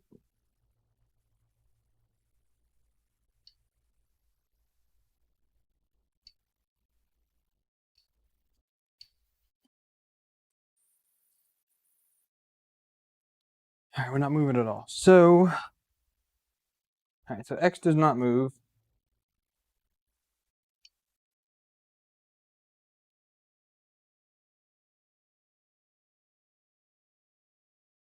Y moves fine, but the wrong direction. So, we come in here, and find a Y motor,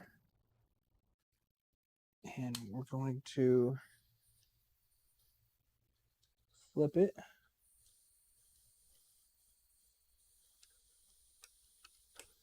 Like that. And then again, why X is not working. Let's see here. So Y is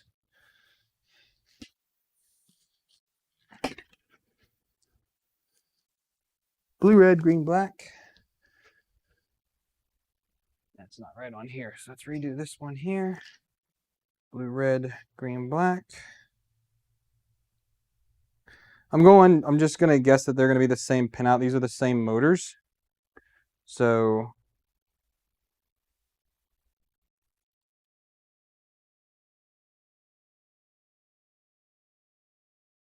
blue, red, green, black.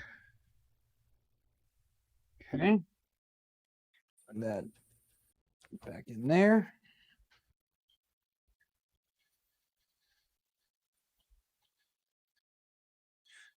Okay.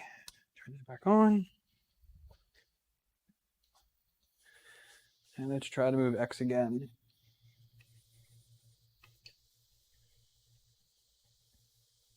So settings, move axis, move X.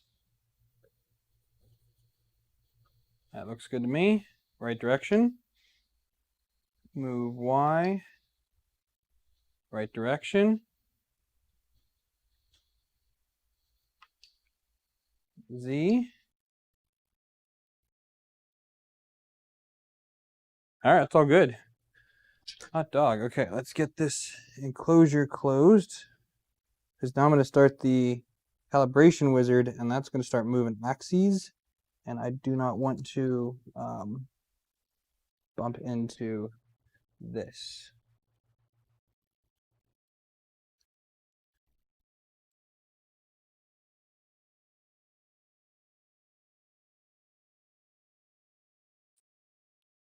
So you're closed, turn you off. Ah, that's hot. Go down there and cool down. Right, that's hot. All right, everybody can see what we're doing here. Zoom out a smidge. All right, let's see this thing do its thing. So calibration, wizard. Yes. Please work. Oh.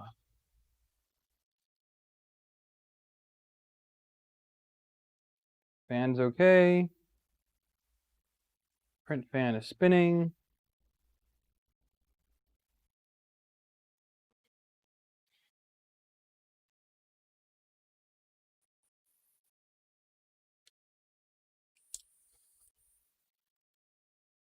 The left hot end spinning? No.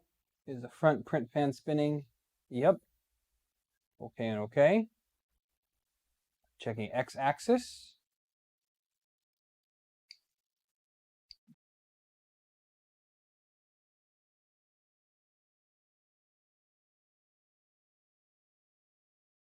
Why did that error out? I mean, it's smooth. The belts aren't tight enough, maybe? Tighten that belt up a little bit.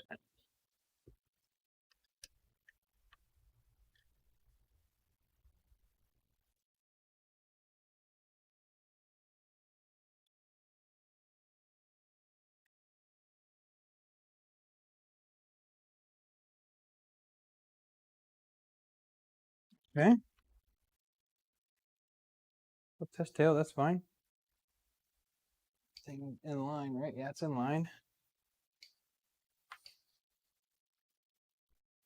Let's try this again. Calibration, wizard. Okay.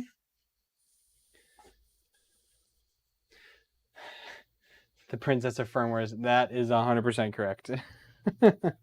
Again, it's really nice. It's feature rich. It's got all stuff going for it. But if it was like one tiny little thing wrong, it fails. But again, it is good. I mean, at least you know, hey, there's a problem. But I don't know. The fact that the fan spun but it didn't catch as fast as it should have because of the connector, the wire harness, I don't know. Not spinning. Spinning. All right. Give me some x-axis.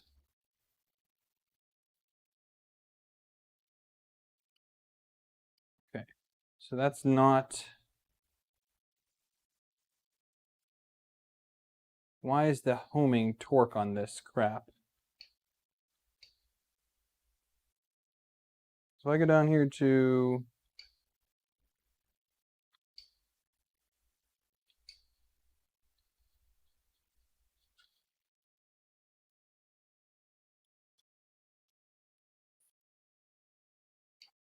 It moves just fine.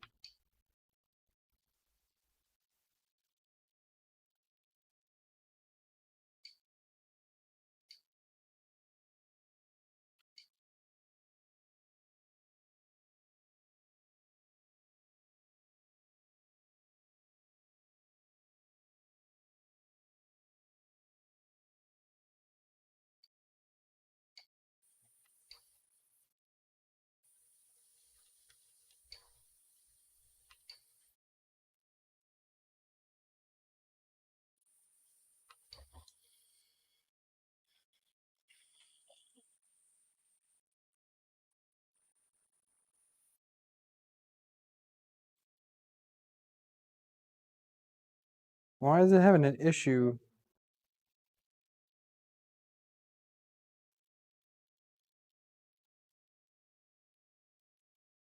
So we're not able to home the whole way. Why?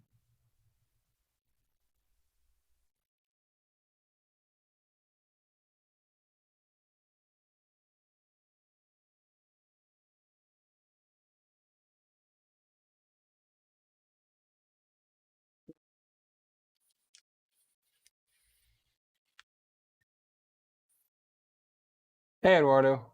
Hey, Darren.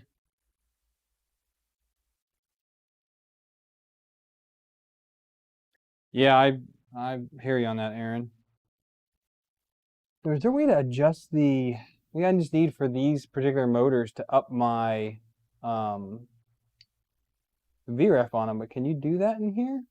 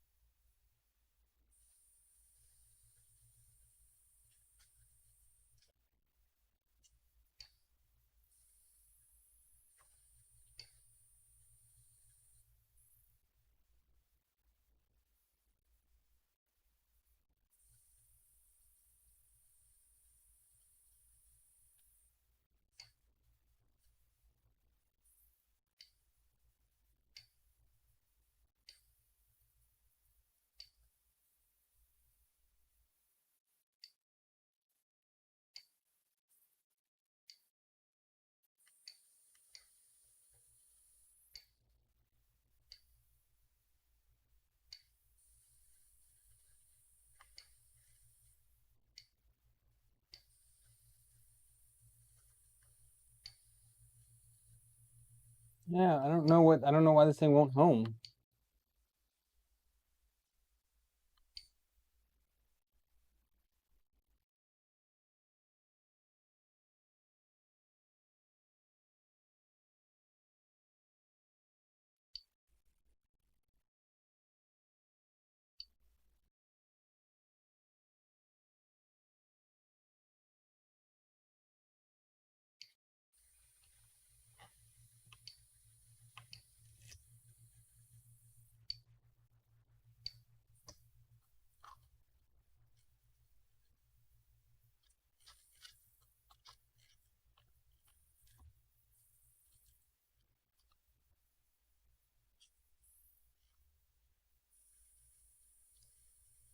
Yeah, I don't get it.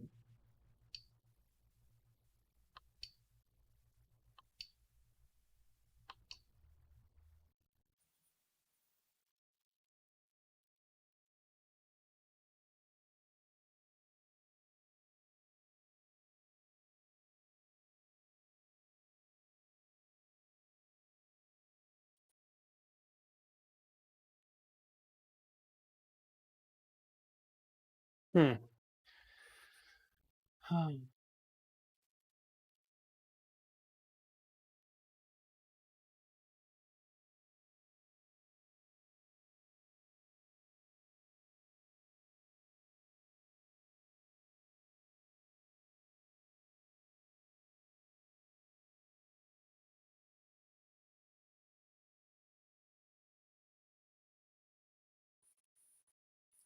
I mean, I just tighten this to make it tighter. I can make it looser again.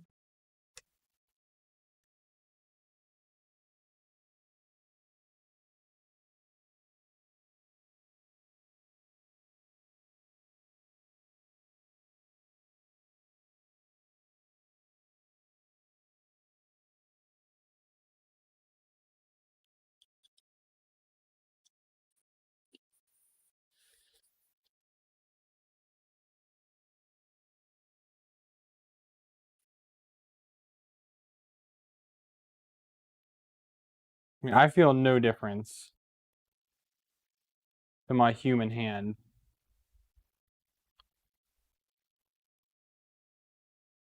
Probe is a little too...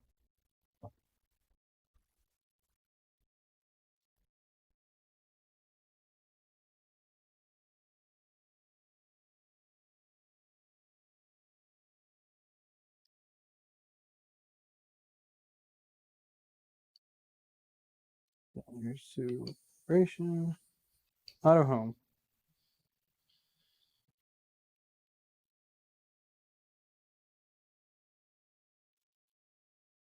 Okay, Z home that time, or Y home that time. Yeah, I need to loosen up even more.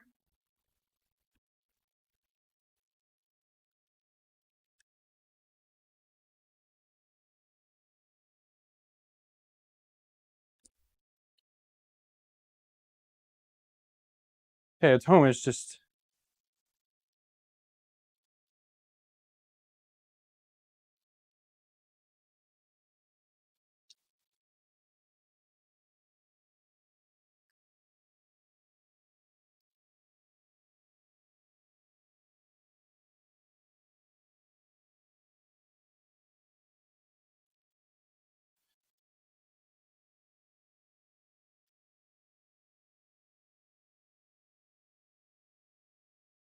These Y belts are just, I mean, it's so floppy. Yeah, X is still...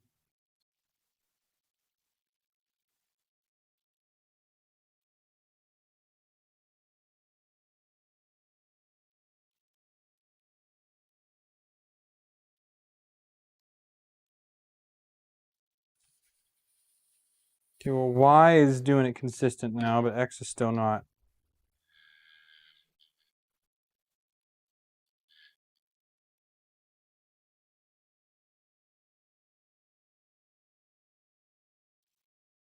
Okay, Y is not anymore. I mean, they're running smooth. They're running real smooth.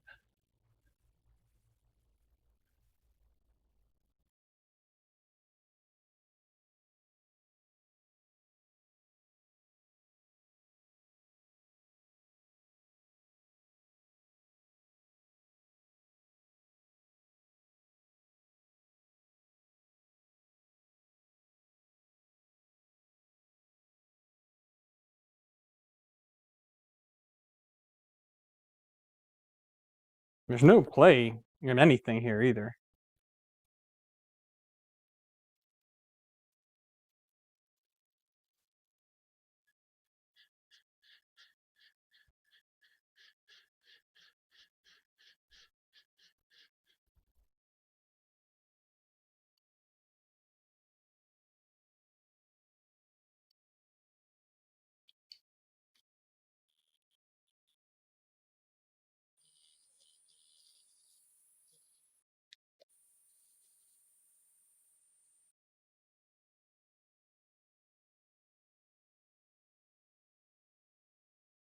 Hmm.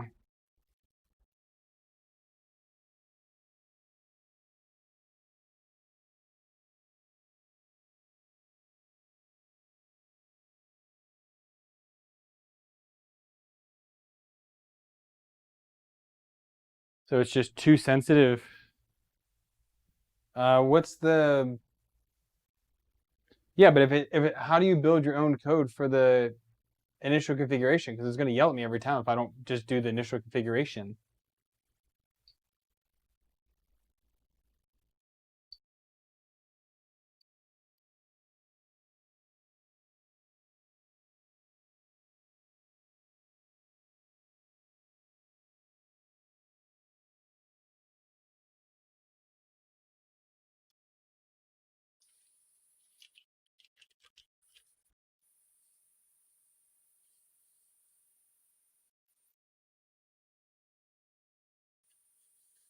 Again, but I know to change it with G-code. The problem is if it doesn't pass the initial configuration, then how does you do anything else from there if it fails the calibration? And these whole things, because of the NZ boards, are all about calibration.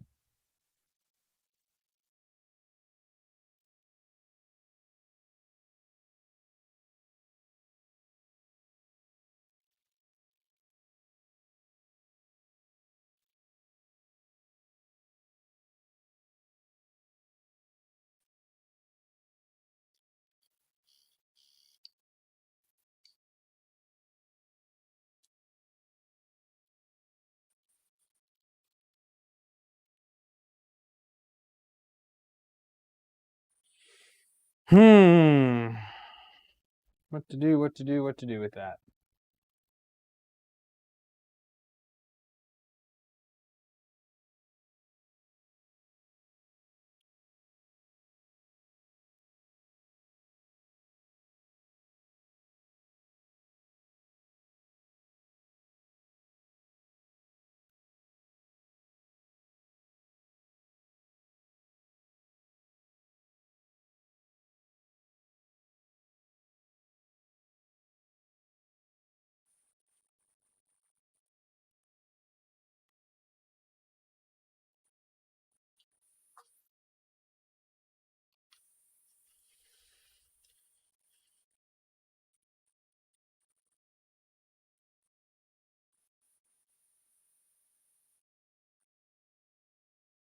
I mean, I can't feel any difference at all.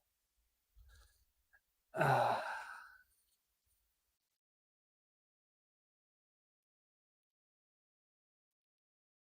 I'm looking, I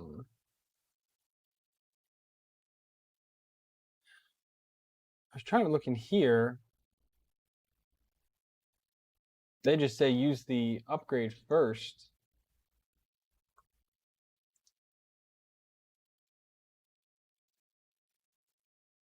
No, you have to run the calibration with this first, and then you switch to the other firmware, the Prusa firmware.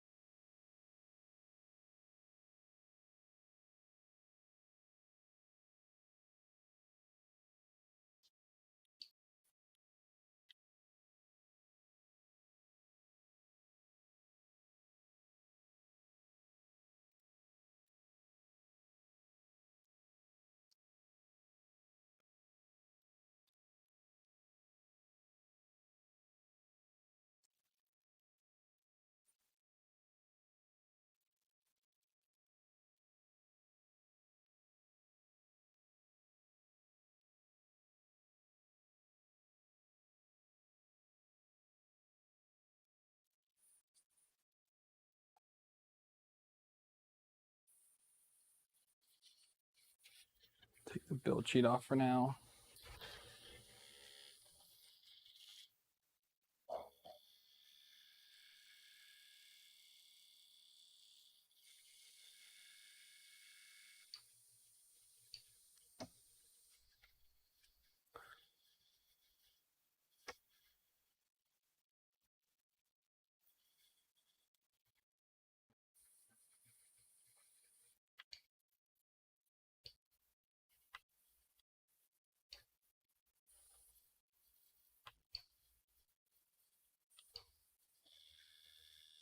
Yeah, because I mean, it's hitting all the way. Like, it's hitting against it right now, and it's still not going.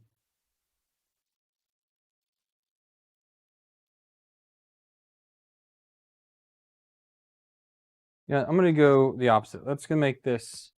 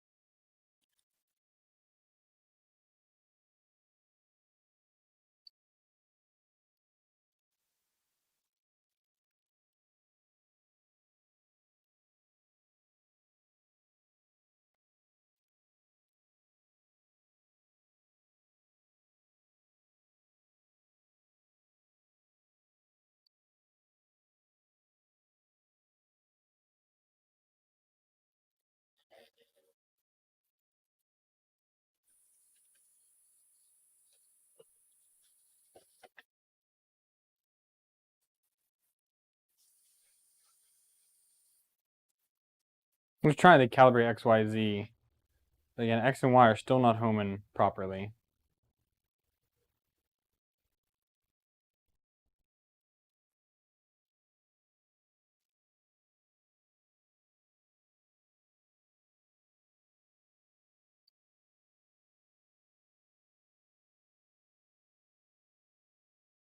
See if we can find the points. Again, it moves okay, but for some reason, homing is just god awful.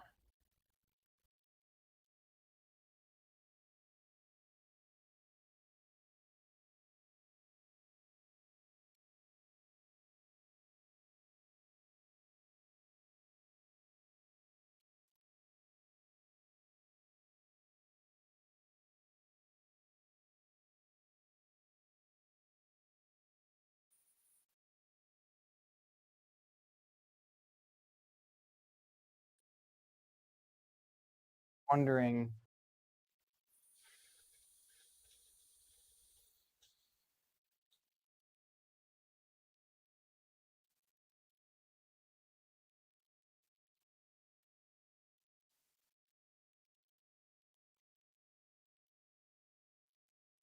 Yeah, it's definitely just kind of throwing it around. It's not even moving the way it should.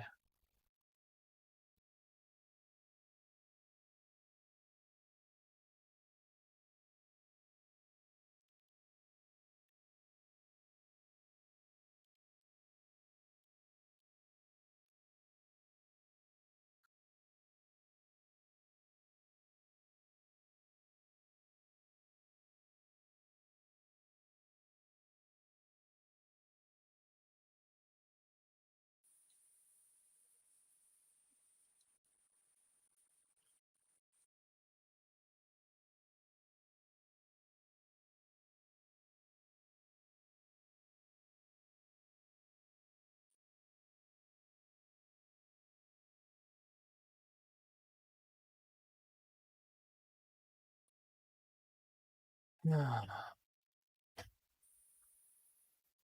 hard time figuring out what this is.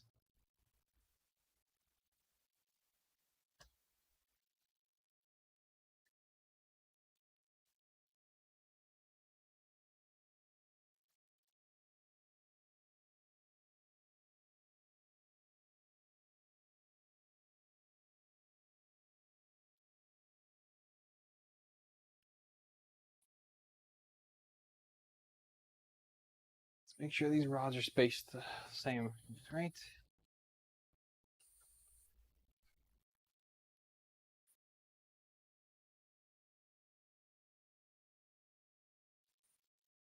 It doesn't look smooth because it's got all the tension on it. Like I'd have to take the belt off to get smooth motion.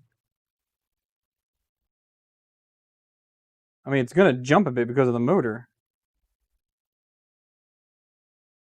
Like it's just the tension of it.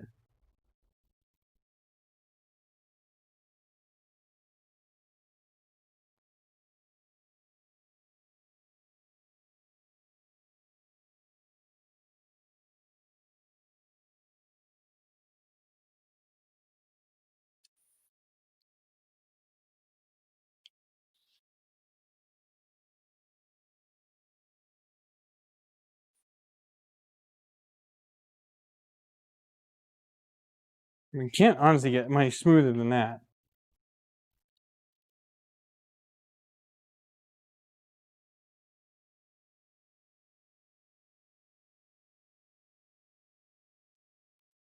See, because it's hitting right now, but it's not triggering the home. It is smack against there. So I don't understand why it's not triggering the end stop. It's hitting it. It's trying to pull hard against it. It's just not triggering properly.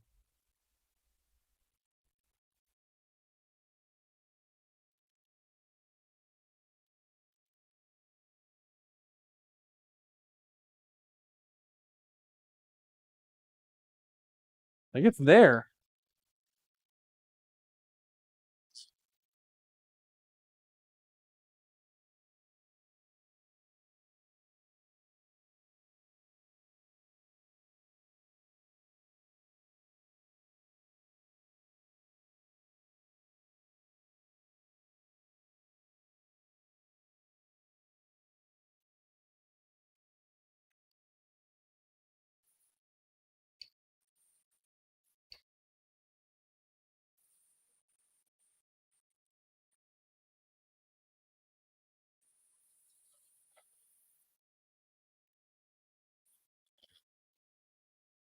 All right, you know what? Let's try another set of motors, because I have them.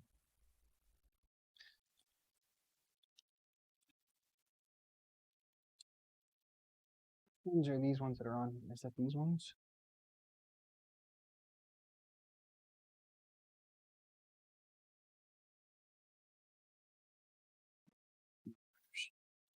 I've got some other El Cheapos here.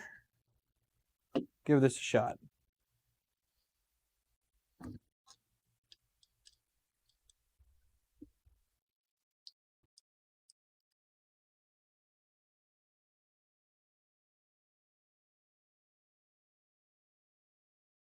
We're going to try X first.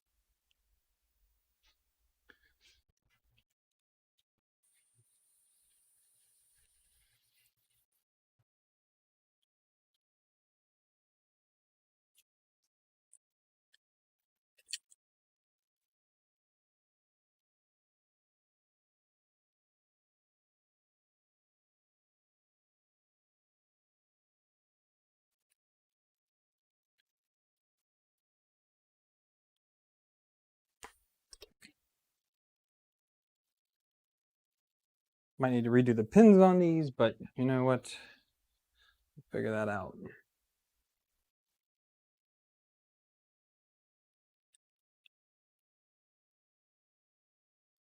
I'm just really curious if it is the motors.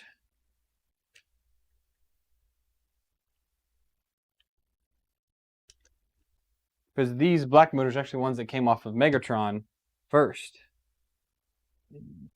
He didn't have any issues using it.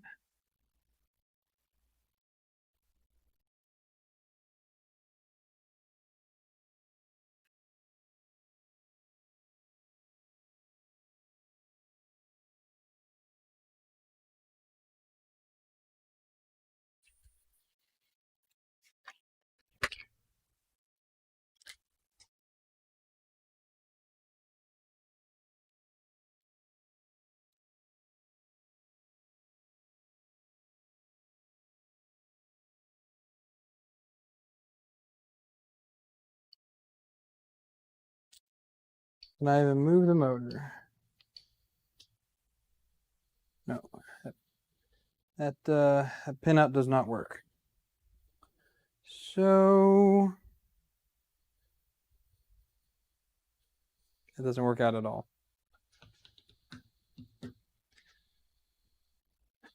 You can figure out what to change.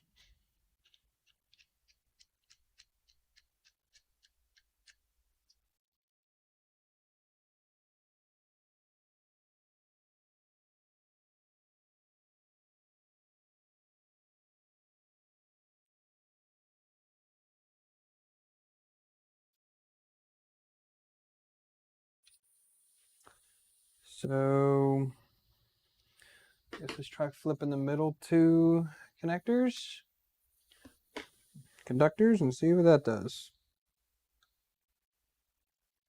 Or let me get a cable real quick, at least identify the pairs.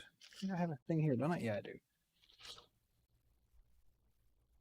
Happy extruder, yes it is. It's the same clone NZ that I used in another build, also the same manufacturer, which worked out fine.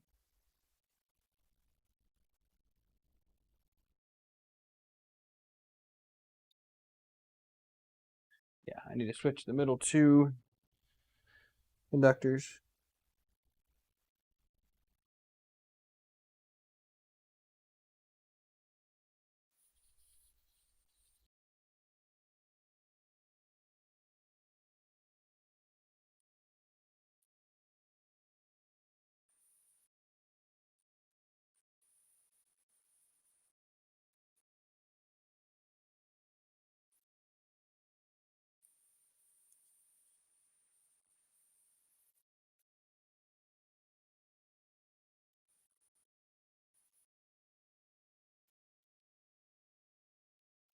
Okay. Let's see if X will move now. If it moves, let's see if it homes.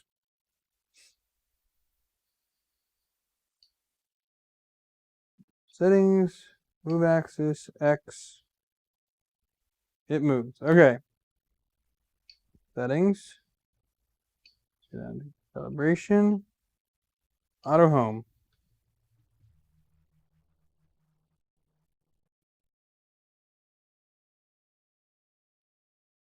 Does not home.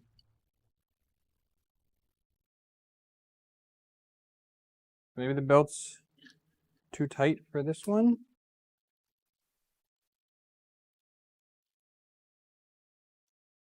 It's like super loose. Well, super loose works.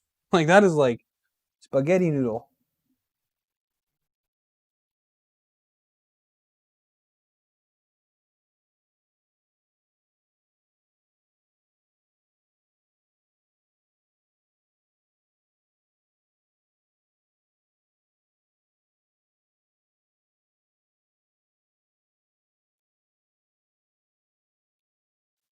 Okay, well that's consistently homing with a different motor now. 3D Tech, yes, I am using it.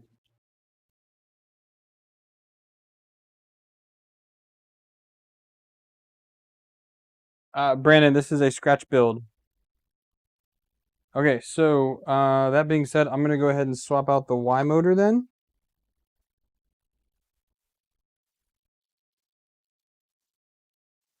I have some SKR builds coming up. So I'll just use these motors with the SKR, because if these are not good enough for the NZ, then screw you.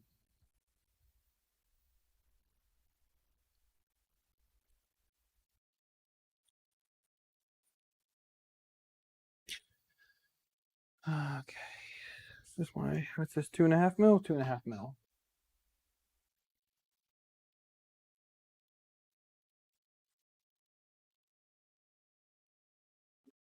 Heard the Facebook ding. Might be the wife.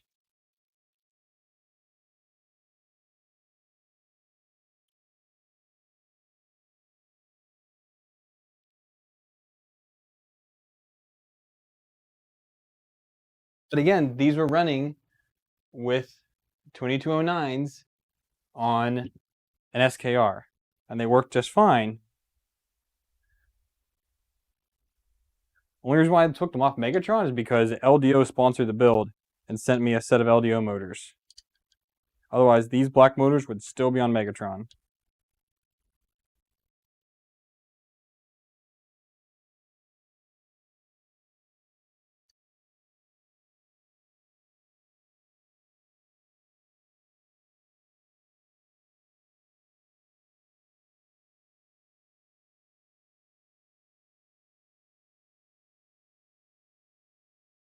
LDOs are great, but I mean, the set of motors for this is $100, 125.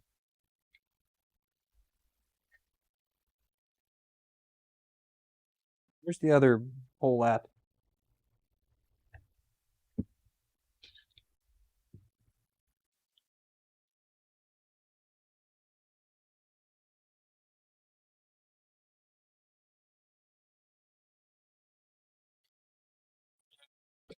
Whoops.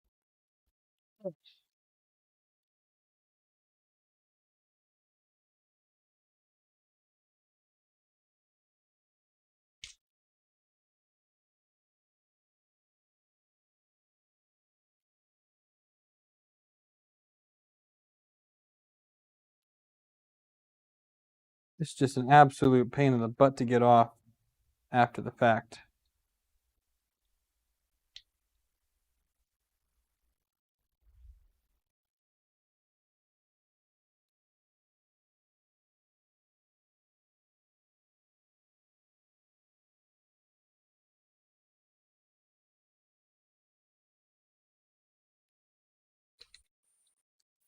Okay, that's clear, that's clear.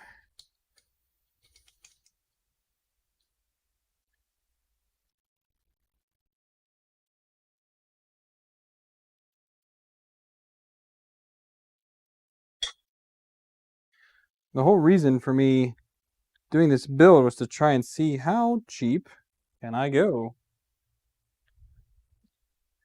Clearly, recycled motors has issue. So we got another motor right here.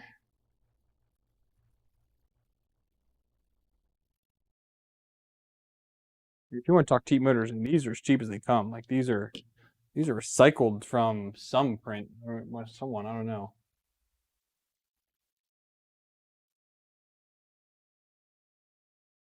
Fair enough, Jack. I got you.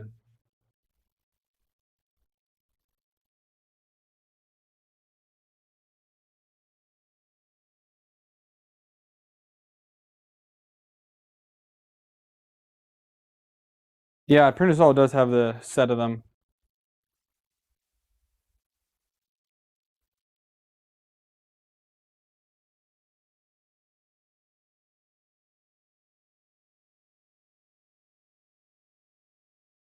It said where to get them, how good they are, etc., etc. None of that is lost on me. I know.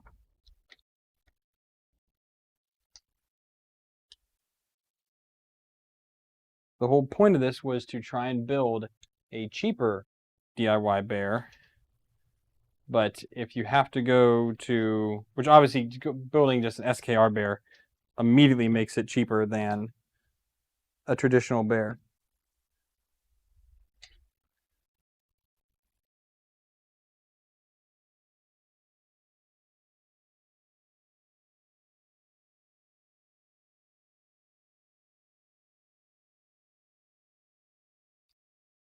Not even going in there. Come on.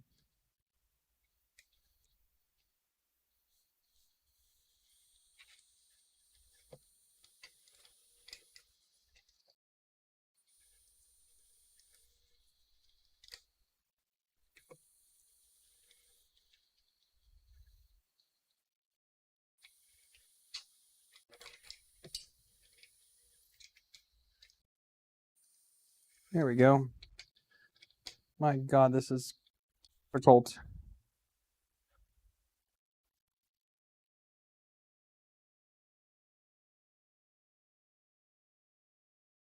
wonder if I can do it easier with my fix-it kit.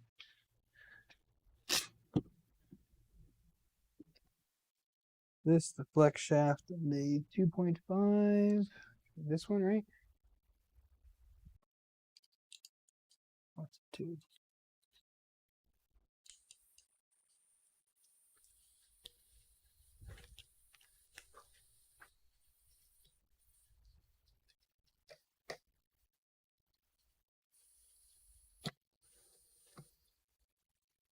Yeah, it's a lot easier.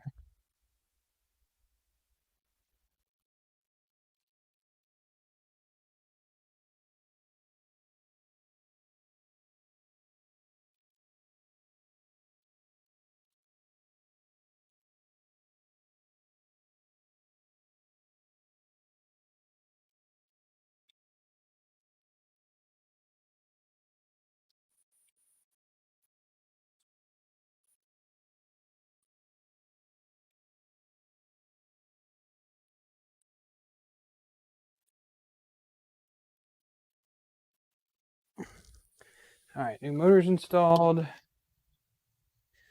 Belts lined up. Where's the other? Here it is. Bring this belt down a little bit.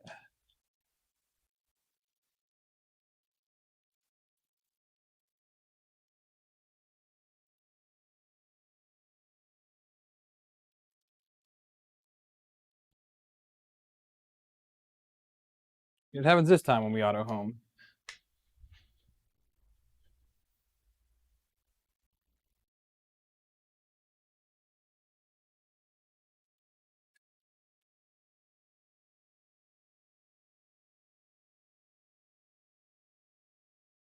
Okay, so let's just go down to,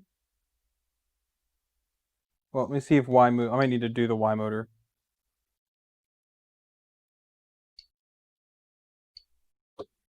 Yeah, I need to switch those pins real quick on Y.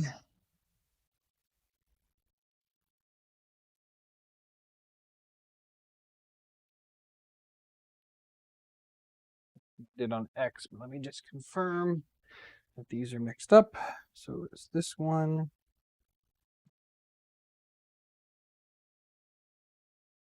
This one. Yep. Yep, that's it. Ah.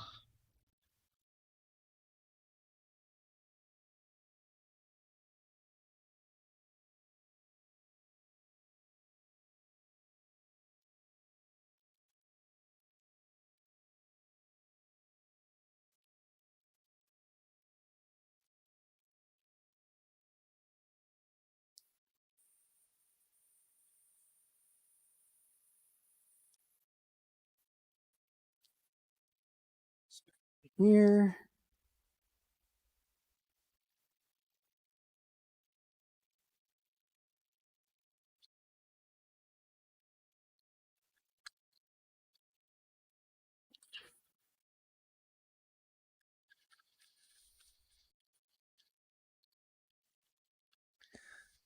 Okay. Let's see what survey says. Make sure Y moves properly, and then we can do an auto home test. If auto home works, then we can try the calibration test.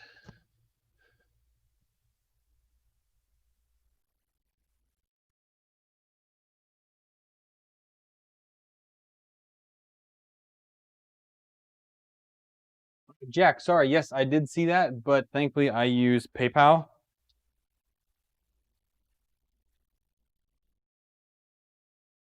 Settings, move axis.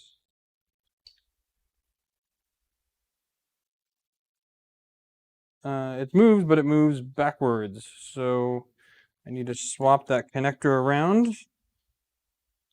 That's the wrong one.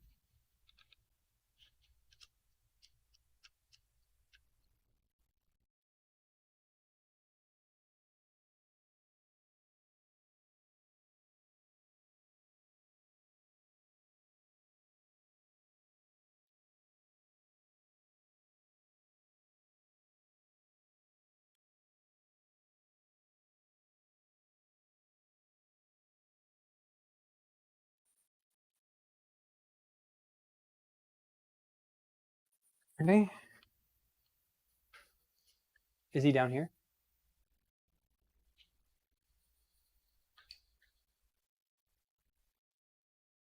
Calibration, auto home.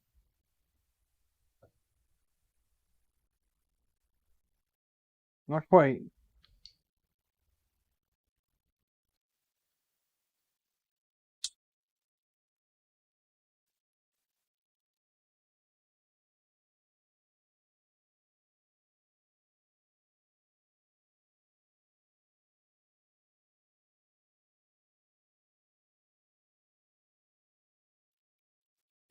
I really just have a hard time thinking that it is the motors, because my clone here is using also bottom of the barrel cheap motors.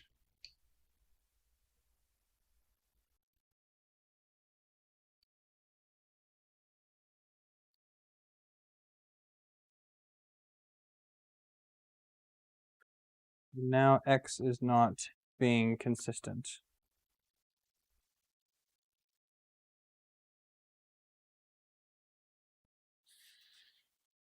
It could be the board. That is a possibility.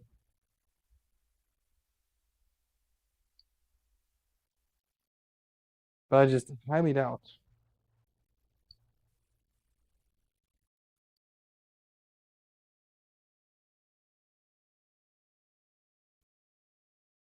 Not even that tight either.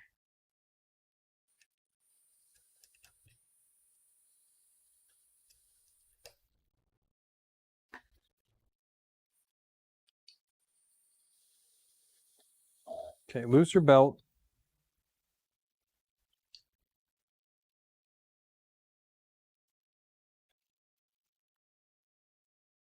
Let's see what the wizard does. Oh, come on. I said yes. Wizard. Yes. Okay. It could be the standard Prusa frame is more forgiving. Absolutely.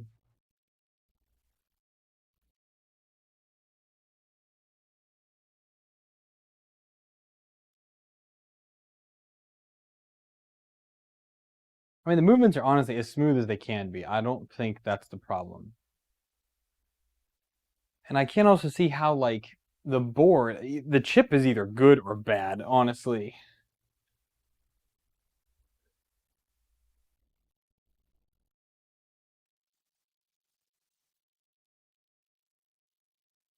Maybe it is.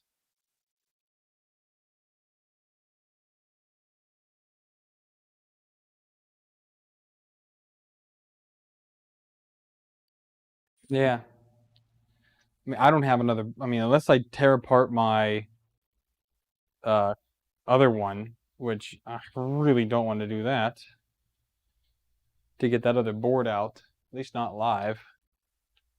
That's going to take a while.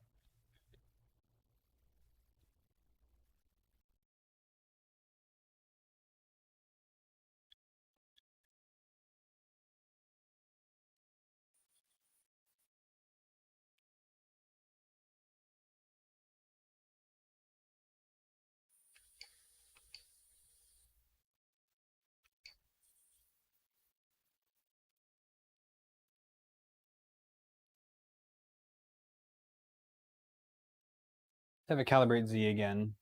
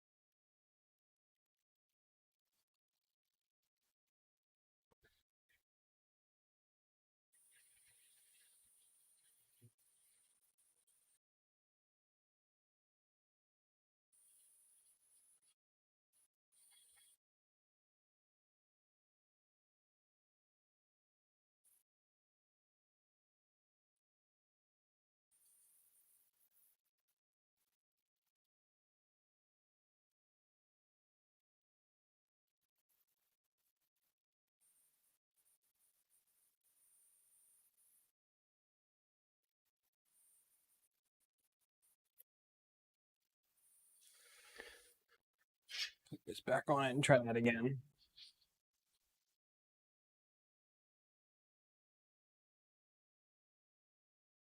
No.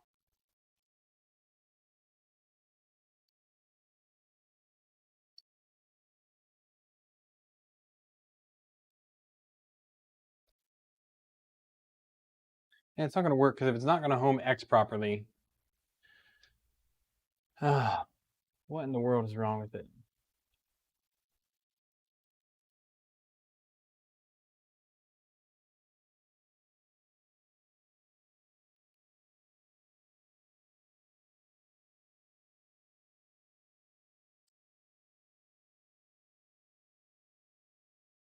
To do.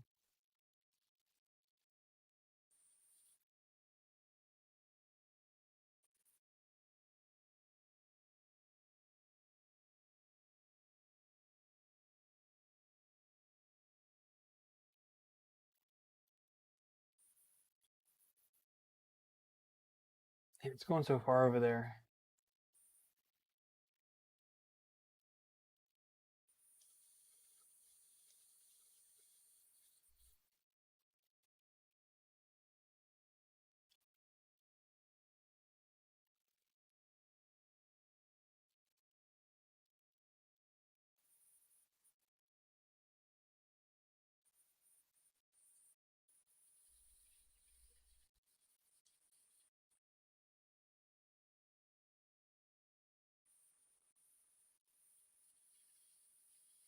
I'm using the right firmware, right?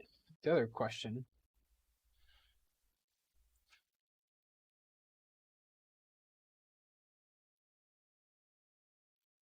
Yeah, the MK3, it's an NZ.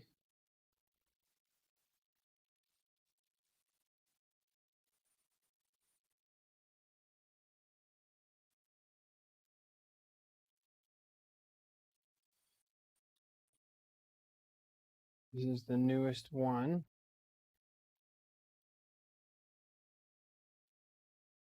Probably not, Darren.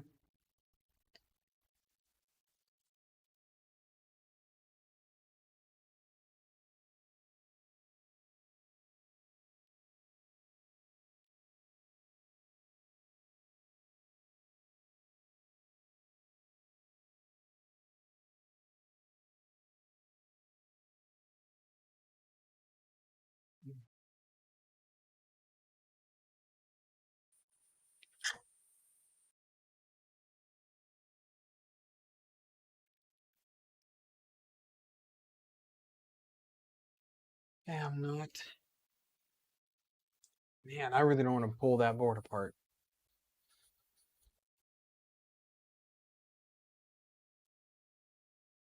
I wonder how quickly and easily I can do it.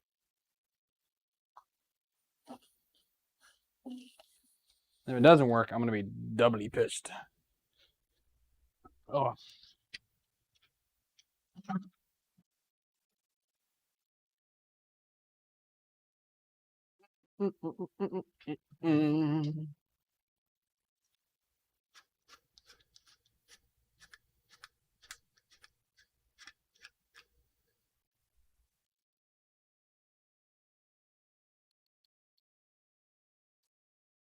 Question is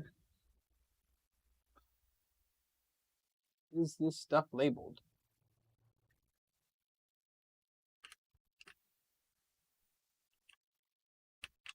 I haven't taken this thing apart since I built it. That's been, what, a year?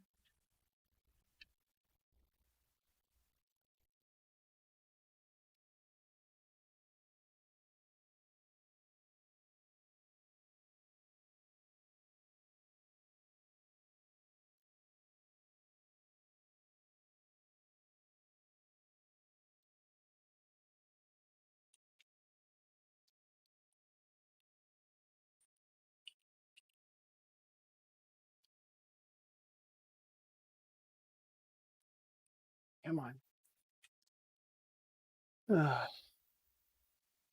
Okay.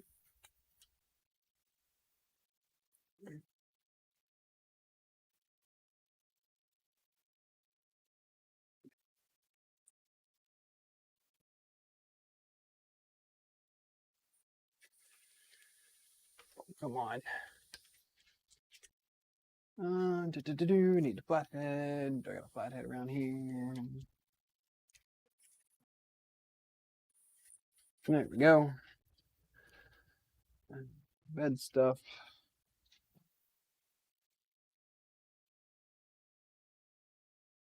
Extruder.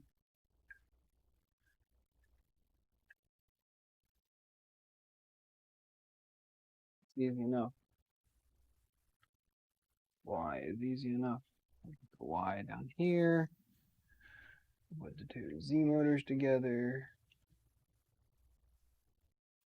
Here. Cable. Cable.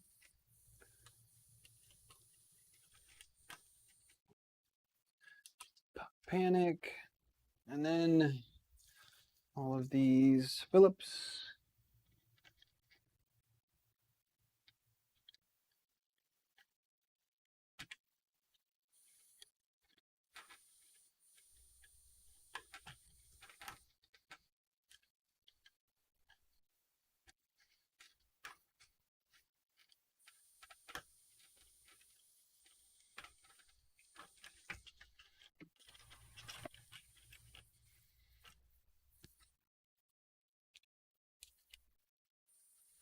can I take that off easier than...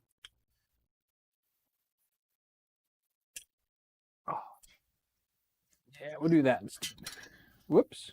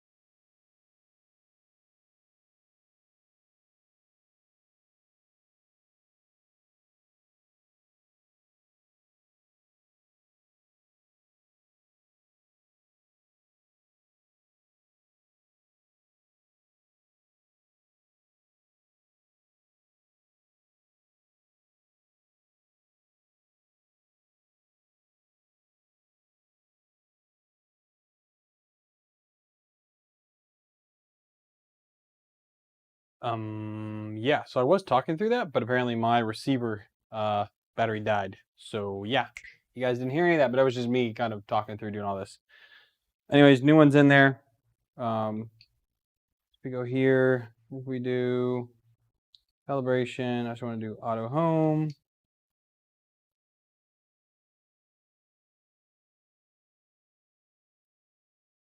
X still does not home all the way. And it just stops right here. Why are you stopping there?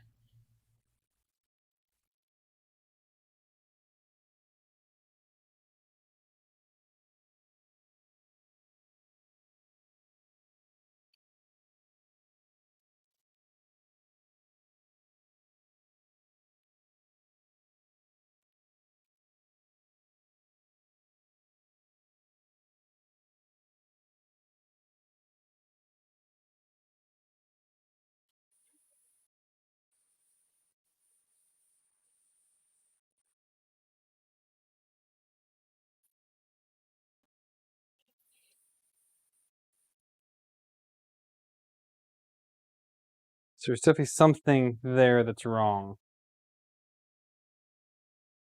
I really hope it's not the smooth rods, because I don't have any more of those.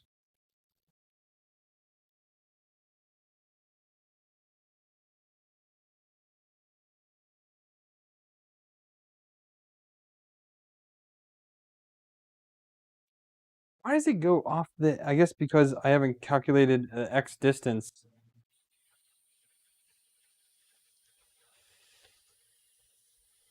I need X to work in order to do Z.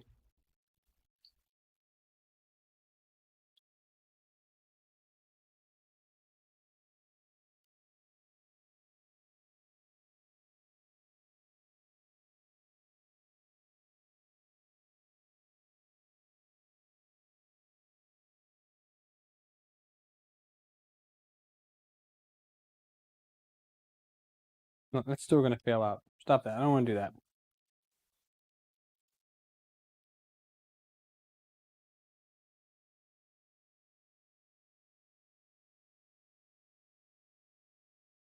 Calibration, wizard.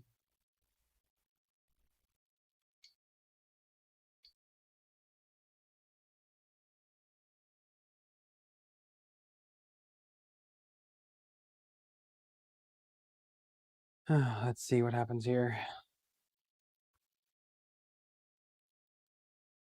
Aaron, yeah, we're having issues, dude. I took out the board from my Mark 3S clone and I put it into here to see if it's going to work for me or not.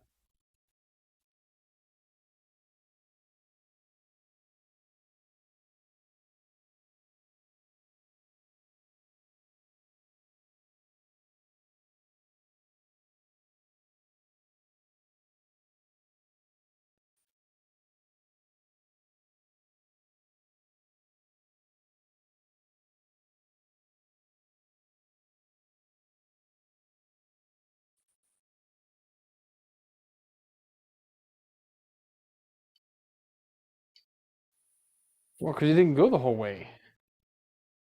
I wonder if it's my carriage pieces being off somehow.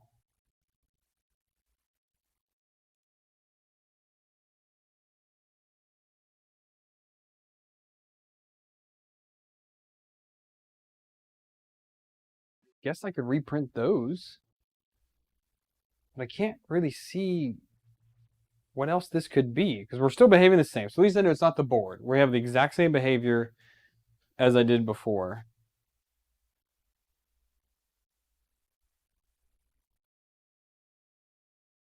I was wondering if I could help it through the test.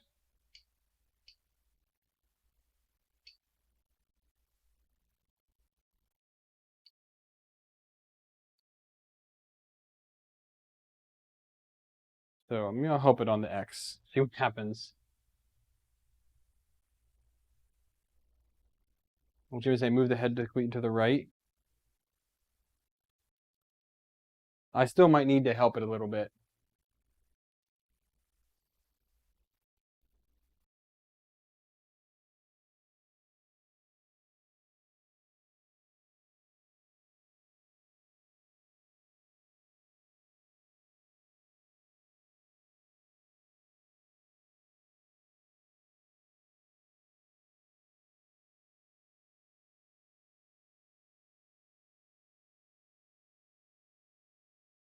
It moved smoothly. I didn't touch it. I just had my hand on it.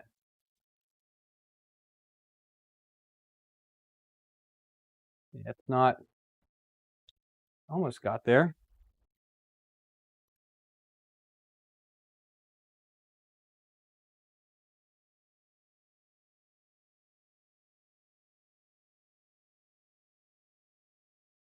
Hate to come this far and say screw it, but I mean, all I need to do is print a new enclosure, throw an SKR on this, and it's good to go.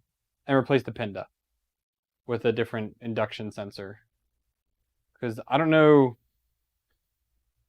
if people can use the Pinda on an SKR. Can you do that?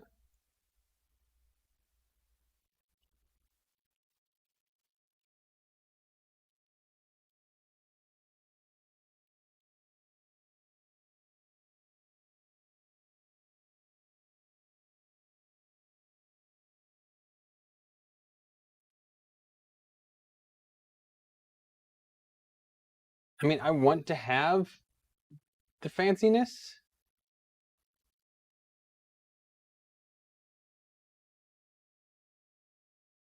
I see the adapter cable. I can always make an adapter cable, not here real quick. Where we at here?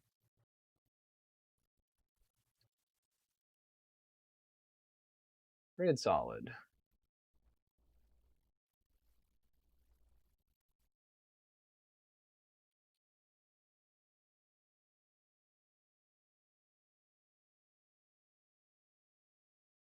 Oh, they have a full SKR adapter set. $8.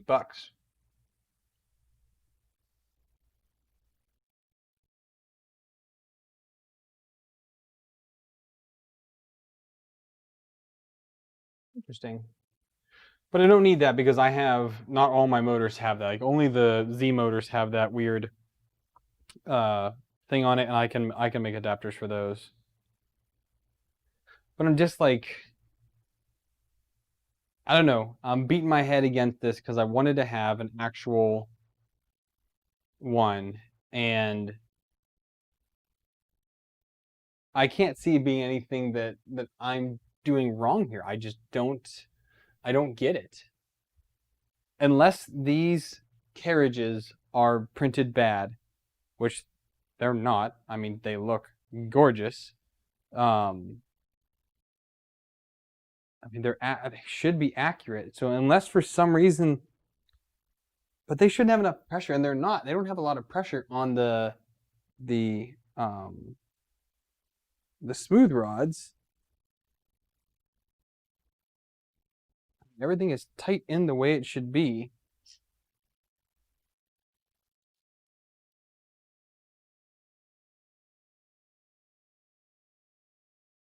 And it's not the bearings. The bearings are fantastic.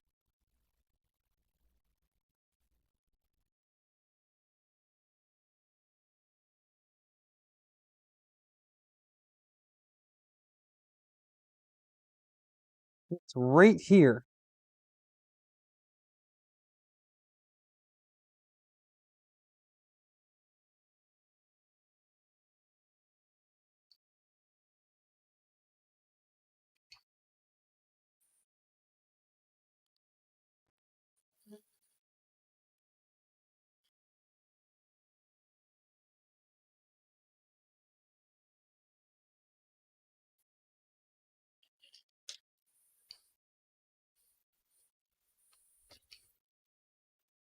Yeah, and why it's not triggering? Why won't it trigger? It's hitting. But why is it not triggering?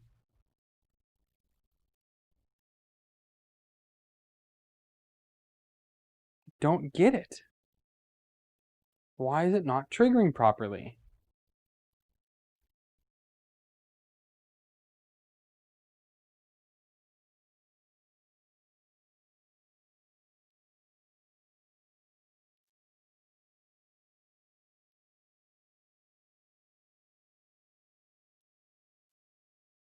I really don't get it. Why is it not triggering?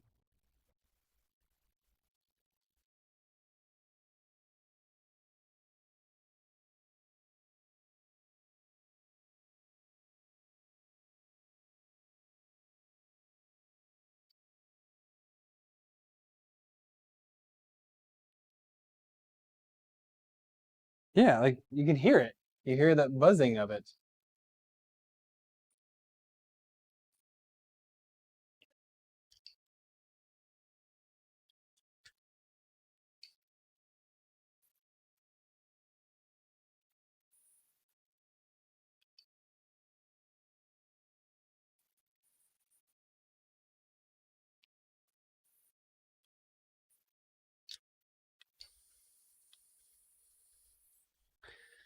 Let me get it.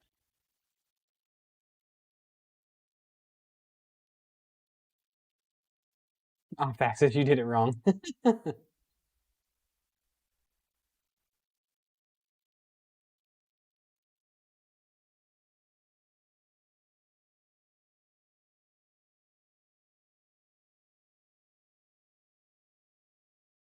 I also did all the testing before I even got to this point.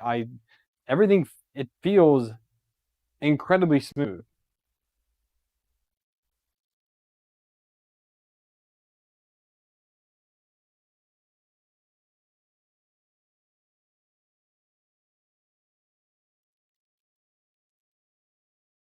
I mean, it's hitting, but it's not registering it. And I don't get why it's not registering that it's hitting the end there. And it's hitting flush. But even if it's not hitting flush, as long as it's hitting and it's hitting that resistance, it should say, oh, hey, that's the end. You're good to go.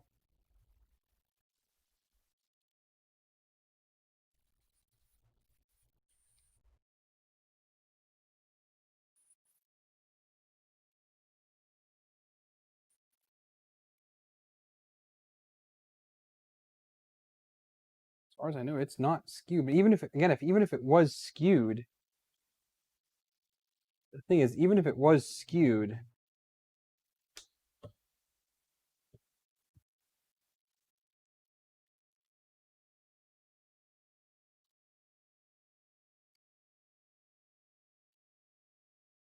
even if the axis was skewed a bit, the fact that it still hits means that it should trigger.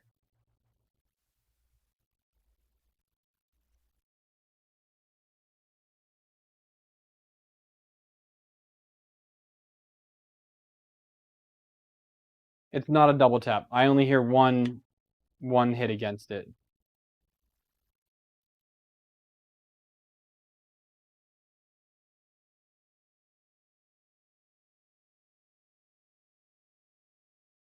I mean, it's also not 2 points. It's just the bottom bearing doesn't even come in contact down here. It's just the side carriage there, the side of the X carriage.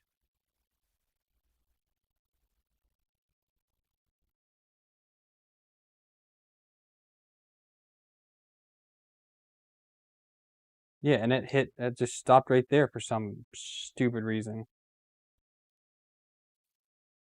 No matter how loose or how tight the belt is, I mean, it's way looser than I would ever do it.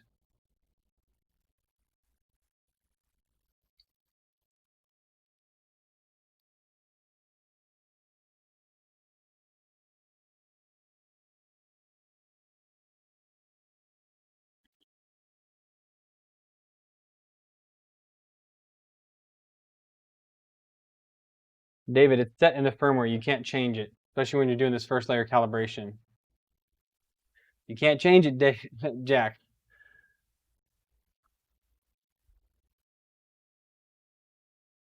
This is the Prusa firmware. This is a Prusa board.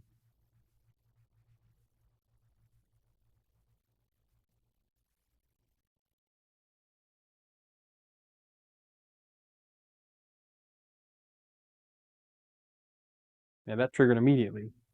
Like, nope, done with that.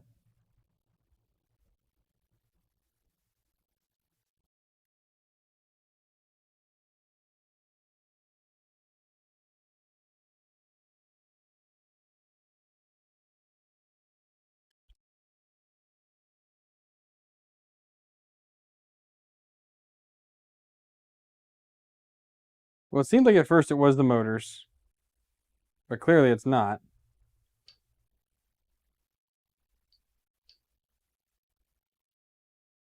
Wish I had another SKR sitting around. I would just throw it on right now.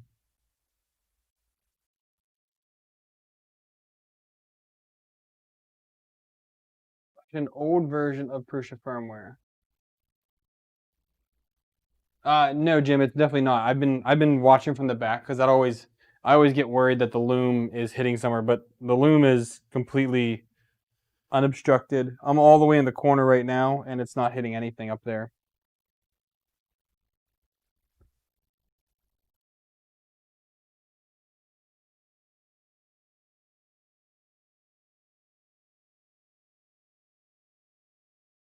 Yeah, that's definitely too tight on the belts. Because I didn't even let it do its thing.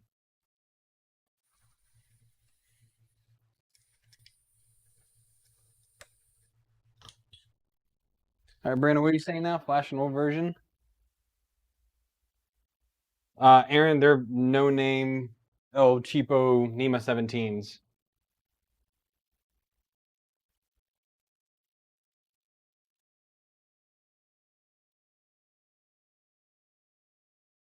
Back to an older version. Okay.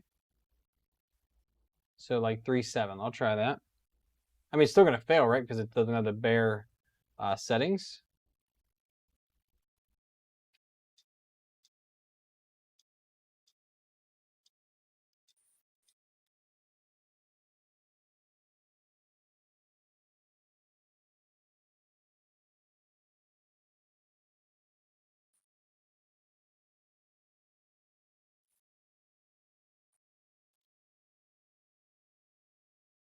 Get this onto the thing here. Desktop, browse, desktop.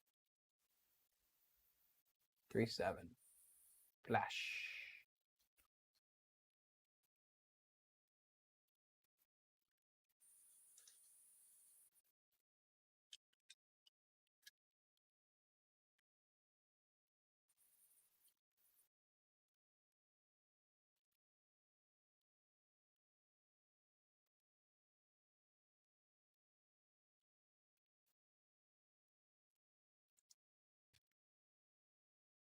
Oh, man.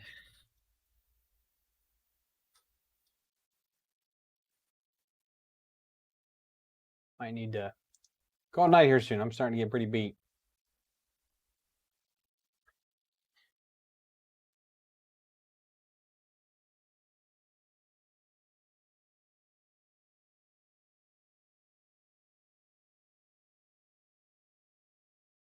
I expect it to work, Paul. Works on other machines. Just for some reason, not on this one.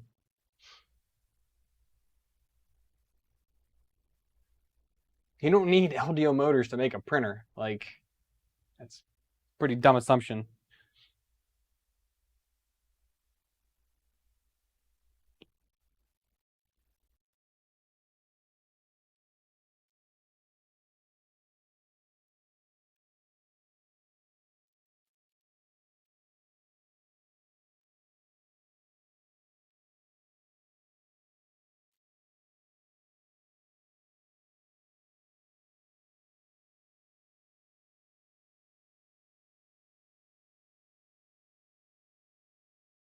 Well, I can also put my clone firmware back on there and see if that works then. But either way, it won't because I think they said they're different.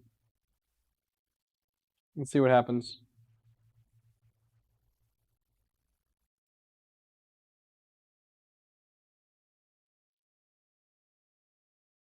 Again, I'm using Prusa firmware on another machine that does not use LDOs.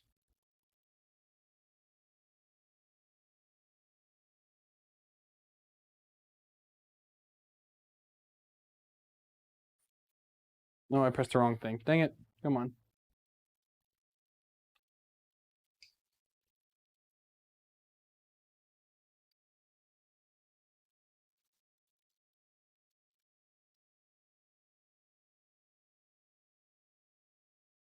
Still doing the same thing. It's like it doesn't think it's there.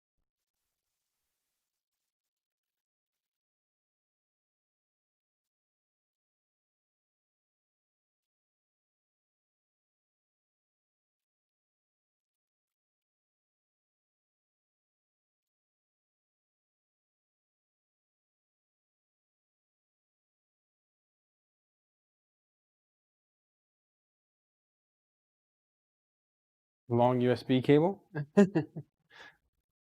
It's on an extension. Actually, no, it's just a 25-foot one, I think.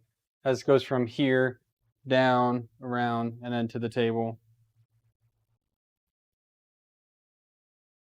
That just flat out fails.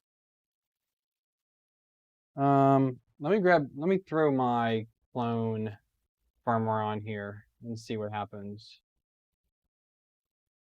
Arduino.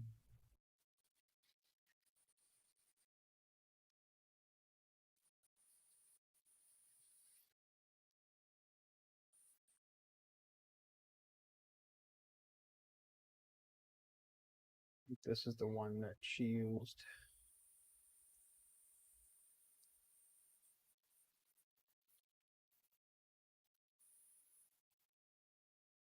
Yeah, Paul, ruled out the motors. We ruled out the board, ruled out the motors, ruled out cabling.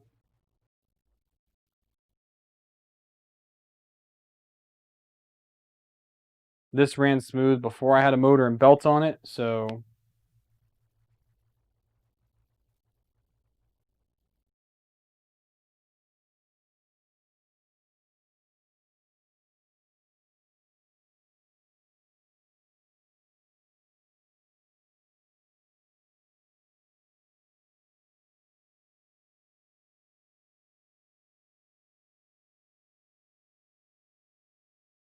the only thing to do is try to build my own firmware for it.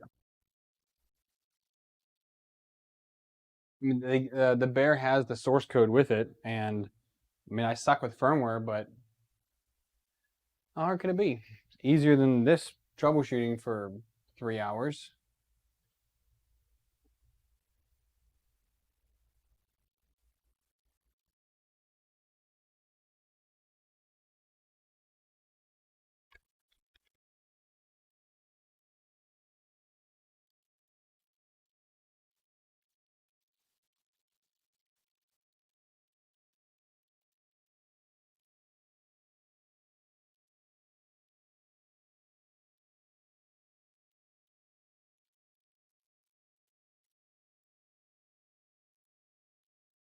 This is not a community cloned firmware. It is a firmware that someone made specifically for me. I'm not expecting it to fully pass, but I want to see if anything changes with the homing situation.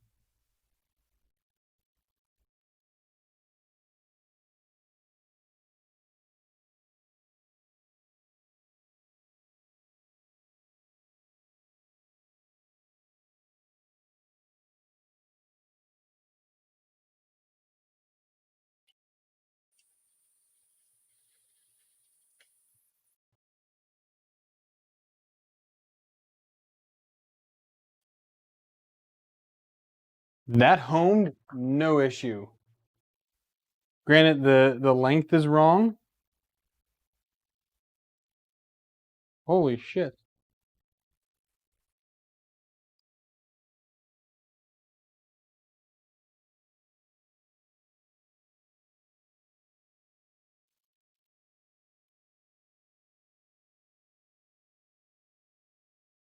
It works.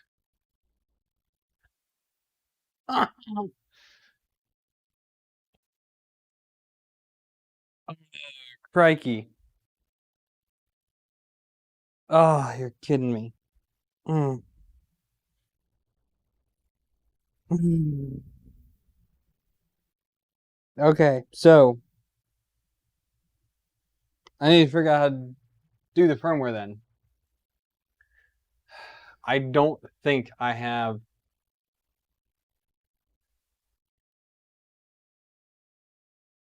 So I don't have the source for this. This is from Pollyanna. She's in the Discord. She hasn't been online in a long time. I sent her a message a while back. Pauline. I'm going to email her right now and ask her for the source code. Let me see if she sent it to you. Pauline. Did she send me?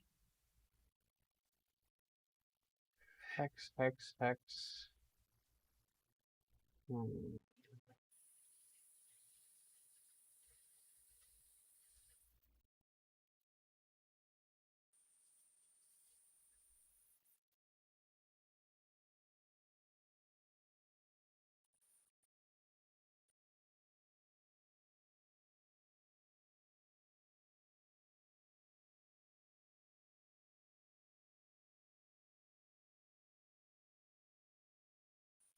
Yeah, so this is, what version? This is 3.7.2, and the only thing she changed in there is well, it's her version of it.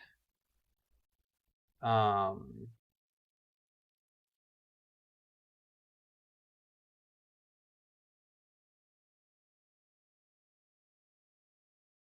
have the settings that she changed on hers, but I do not have the source code. This one.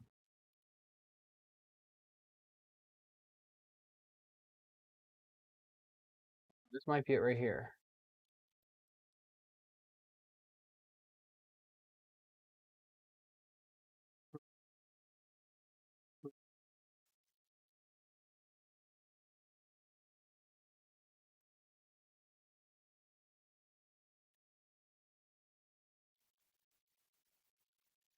Well, if you guys can make it easier on me, if you can hop on the Discord and I can post in the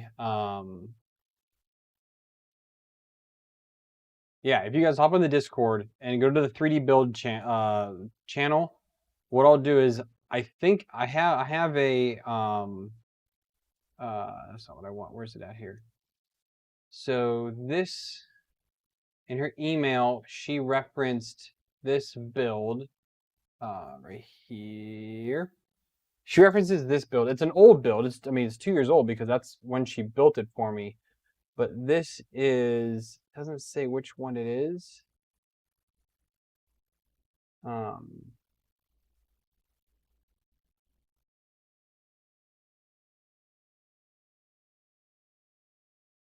Yeah, because I think the version that she gave me is 3.2.7.1.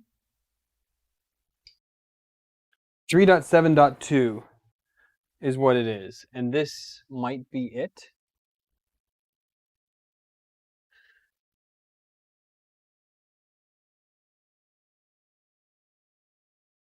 I don't see anything in here that says what version it is, though.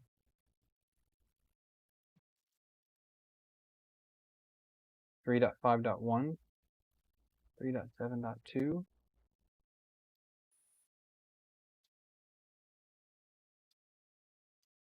Yeah, I don't know. Yeah, but join the Discord. I'll put links for this stuff down below, and I'll put the settings that she changed, and that was just because I couldn't get the Prusa firmware to work on the clone because the XYZ all worked just fine. It was when it did the calibration points, it wasn't quite there, so she had to change the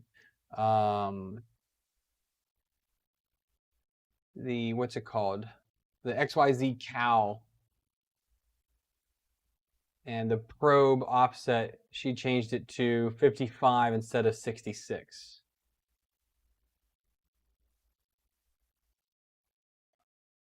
Oh, her firmware also adds 25% more current to the motors.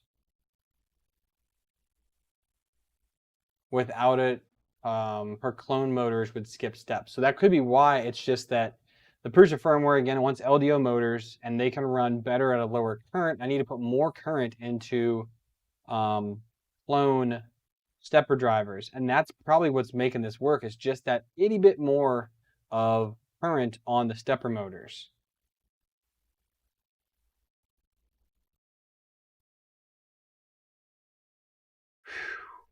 Yeah, let me email her, see if I can get a source code.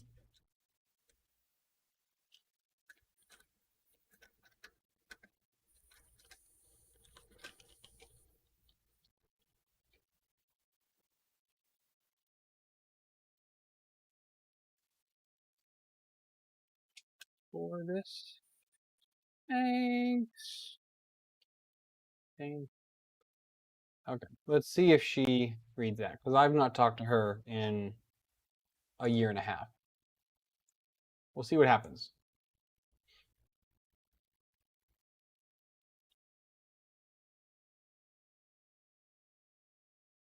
Yeah, but Warkaki's firmware is for SKR, isn't it?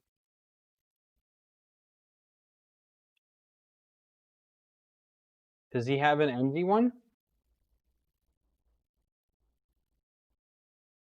He has the SKR Bear Marlin.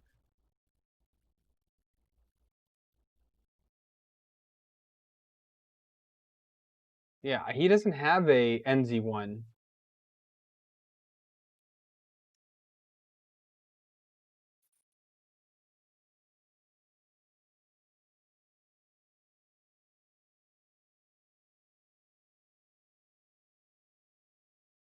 What you got, Jack? It's okay, Doug. No, I use Chris's stuff, his slicing profiles, his SKR. I used his SKR firmware as like a go-to for comparing my settings, what I made for Megatron. I wanted to see what he does, as he is a wizardry.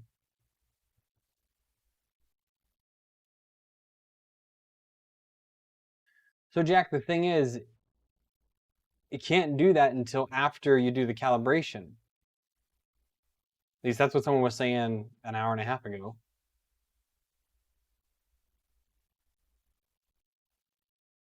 Because yeah, you can do it through G-code, but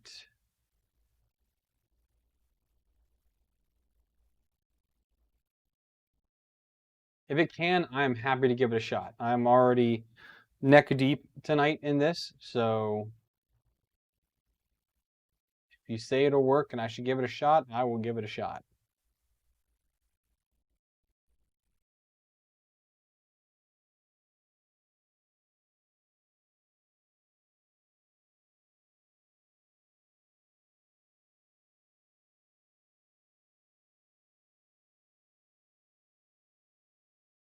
Boss. 3.9.1. I don't even know where to get that from, dude.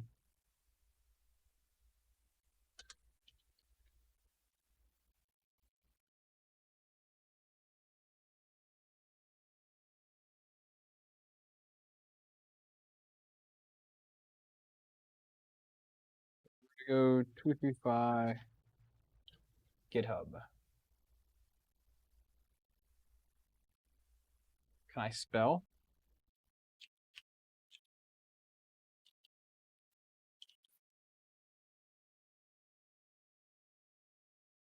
Josh Jones. All right, so he's got lots of repositories. Which one are you doing on it?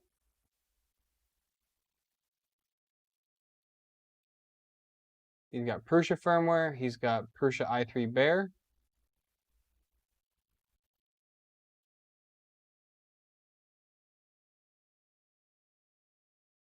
Prusa firmware.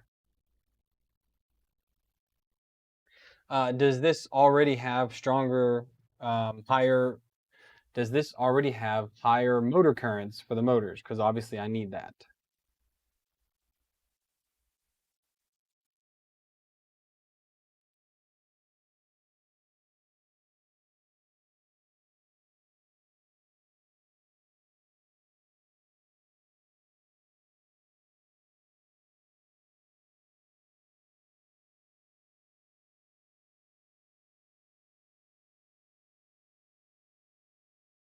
But it kind of makes sense. If I'm already going to build it, I might as well just add it in now, right?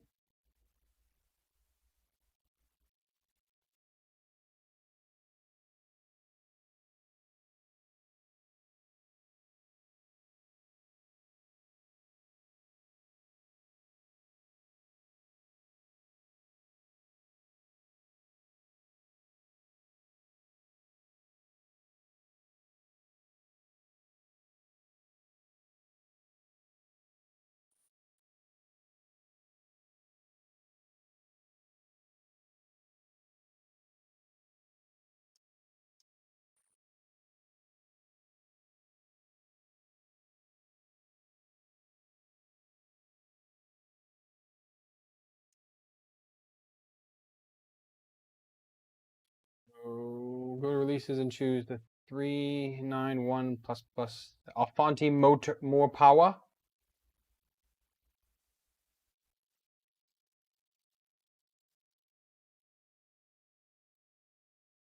Plus minus plus.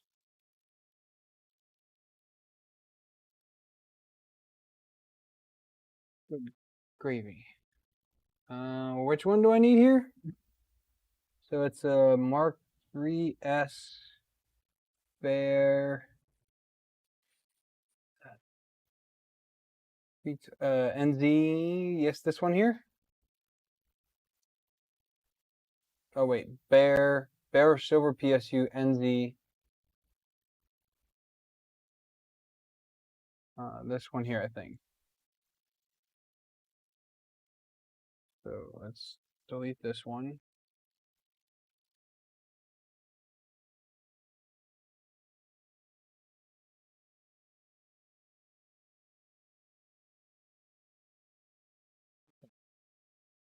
Let's see what happens.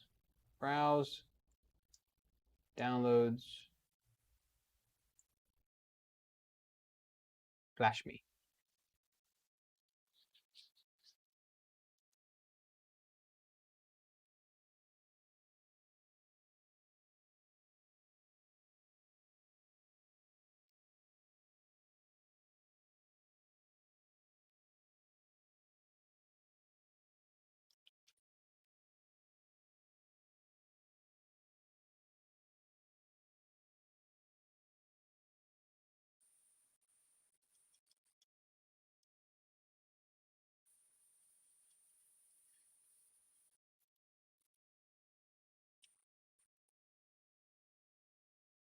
Let's see what happens.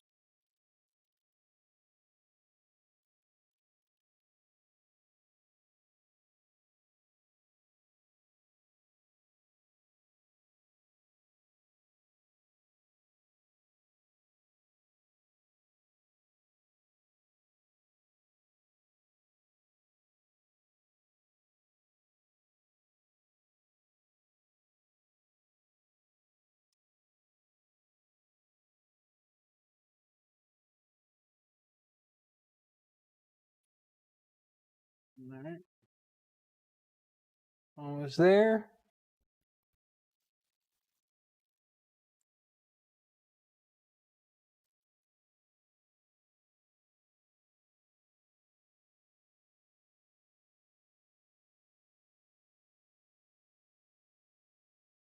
Done.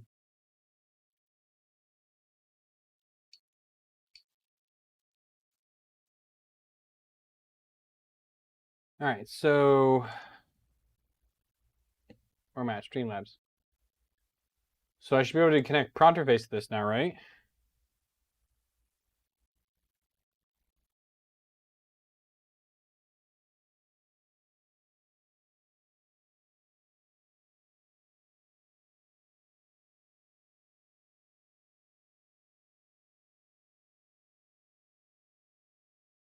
And then what's the code to up the motor current?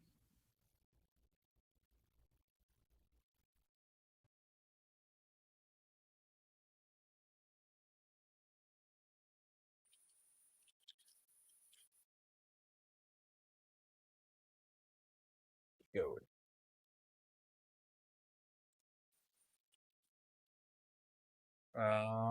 M907. Okay. So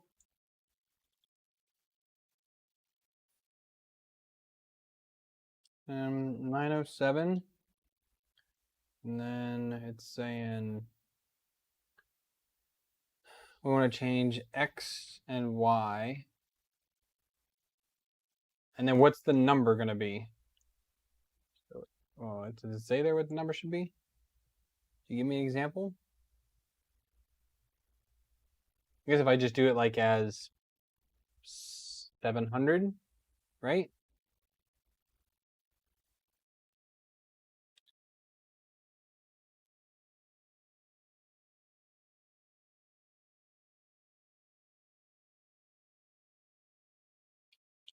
Okay, 600.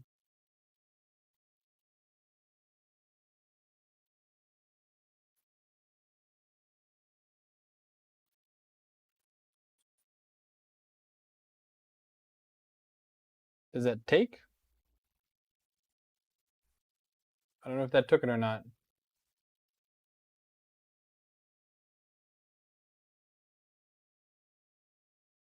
Thinking it didn't.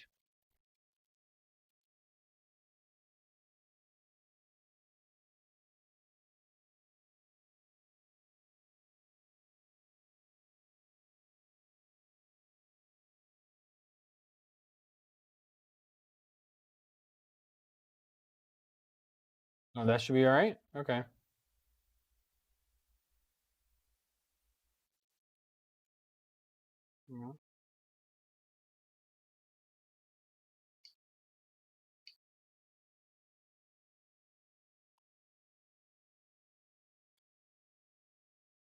I'll run the test setup and see what happens, I guess, right?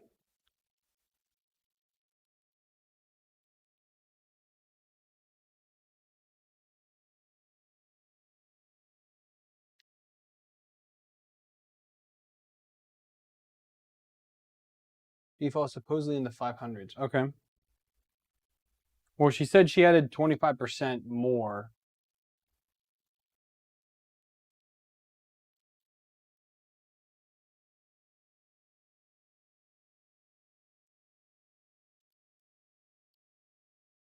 Okay, that's not enough.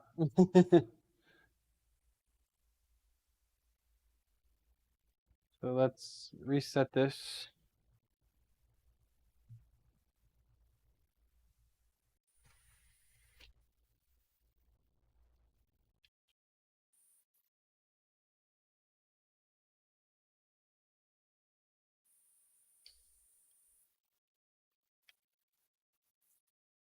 Okay, so let's try a little higher.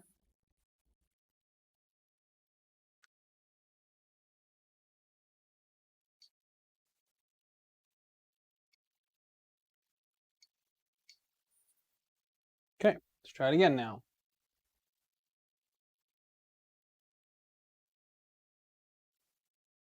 No, the sensitivity is good because it worked. Well, whatever the other firmware I was using, it worked in that. I don't know what those settings were though. But I kind of want to give this a second to see what happens. I want to try and change one thing at a time.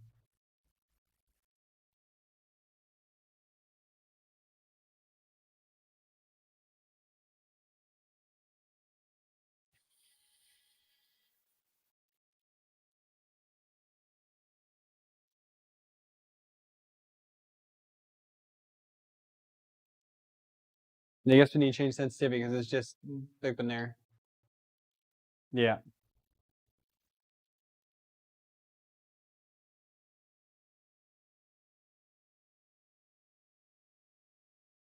Okay.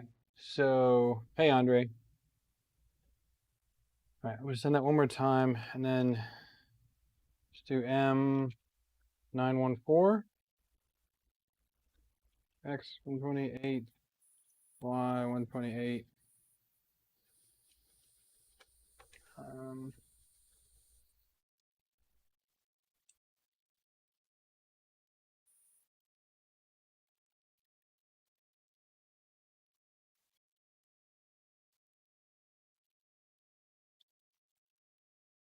It doesn't like M914. Unknown code. Unknown M code.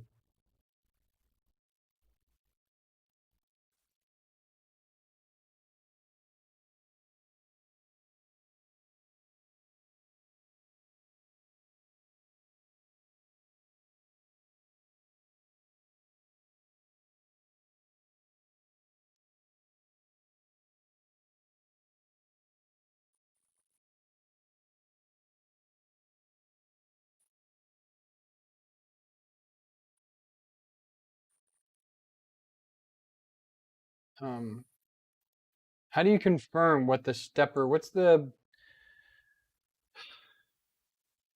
is the G code to output the stepper current? Because I want to make sure that's actually taking.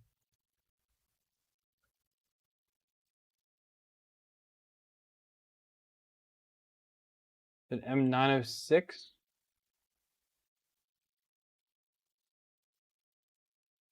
Oh, 503.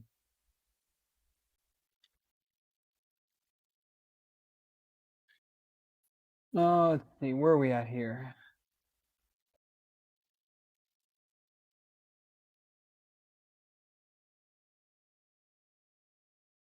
Steps, resolution, feed rate, acceleration, home, APID, back, recover. I don't see it in here. Oh, you can't see it in Prusa firmware? Oh, you're talking about the step or the sensitivity.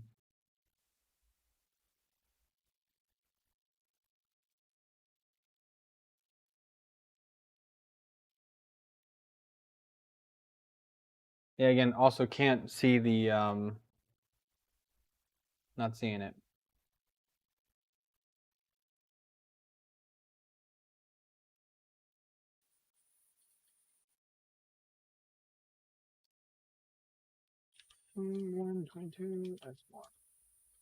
Unknown M code.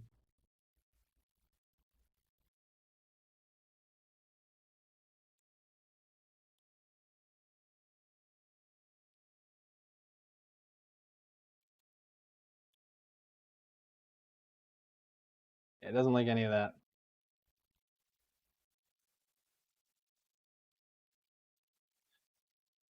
All right, well, I do know that her other firmware works, so I think we're gonna go with that, but I'm getting kind of beat, and I really don't feel like dealing with firmware at past 1 o'clock in the morning.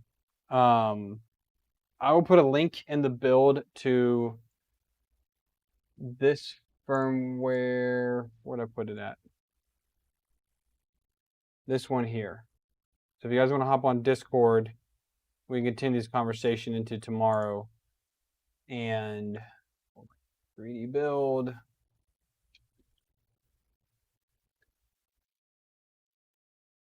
So that's posted in there, and then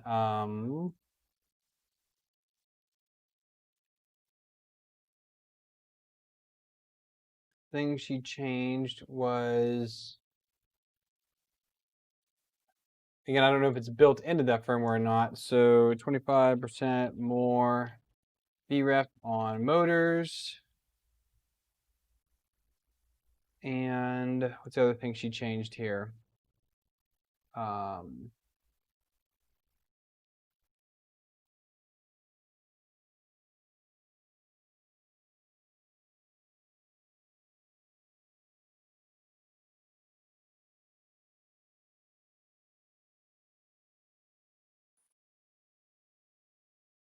Where's that here? No,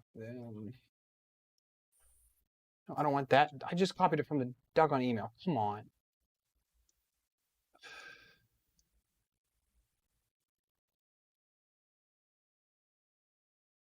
Copy. Paste. That's what she did. So as far as I know, that's what it is. I don't know any more than that. But I think that was a good night of trying to figure this stuff out. You start at M1 and work your way up. Andre, they have it disabled. It's a Prusa thing, and I would love to use a different version but get their features. That's kind of why I want this, because I have an original i3 Mark 3S. I have a clone i3 Mark 3S. I have Megatron, which is kind of like a 2020 Bear, and then I wanted a Bear Prusa Mark 3S. That's what I kind of want, and then I kind of want to compare them. But for tonight, that's it. I think we've exhausted everything that I can tonight. I'll clean up, get this other board back in, because we do know at least it's not the board. I'll put my other motors back on. We know it's not the motors.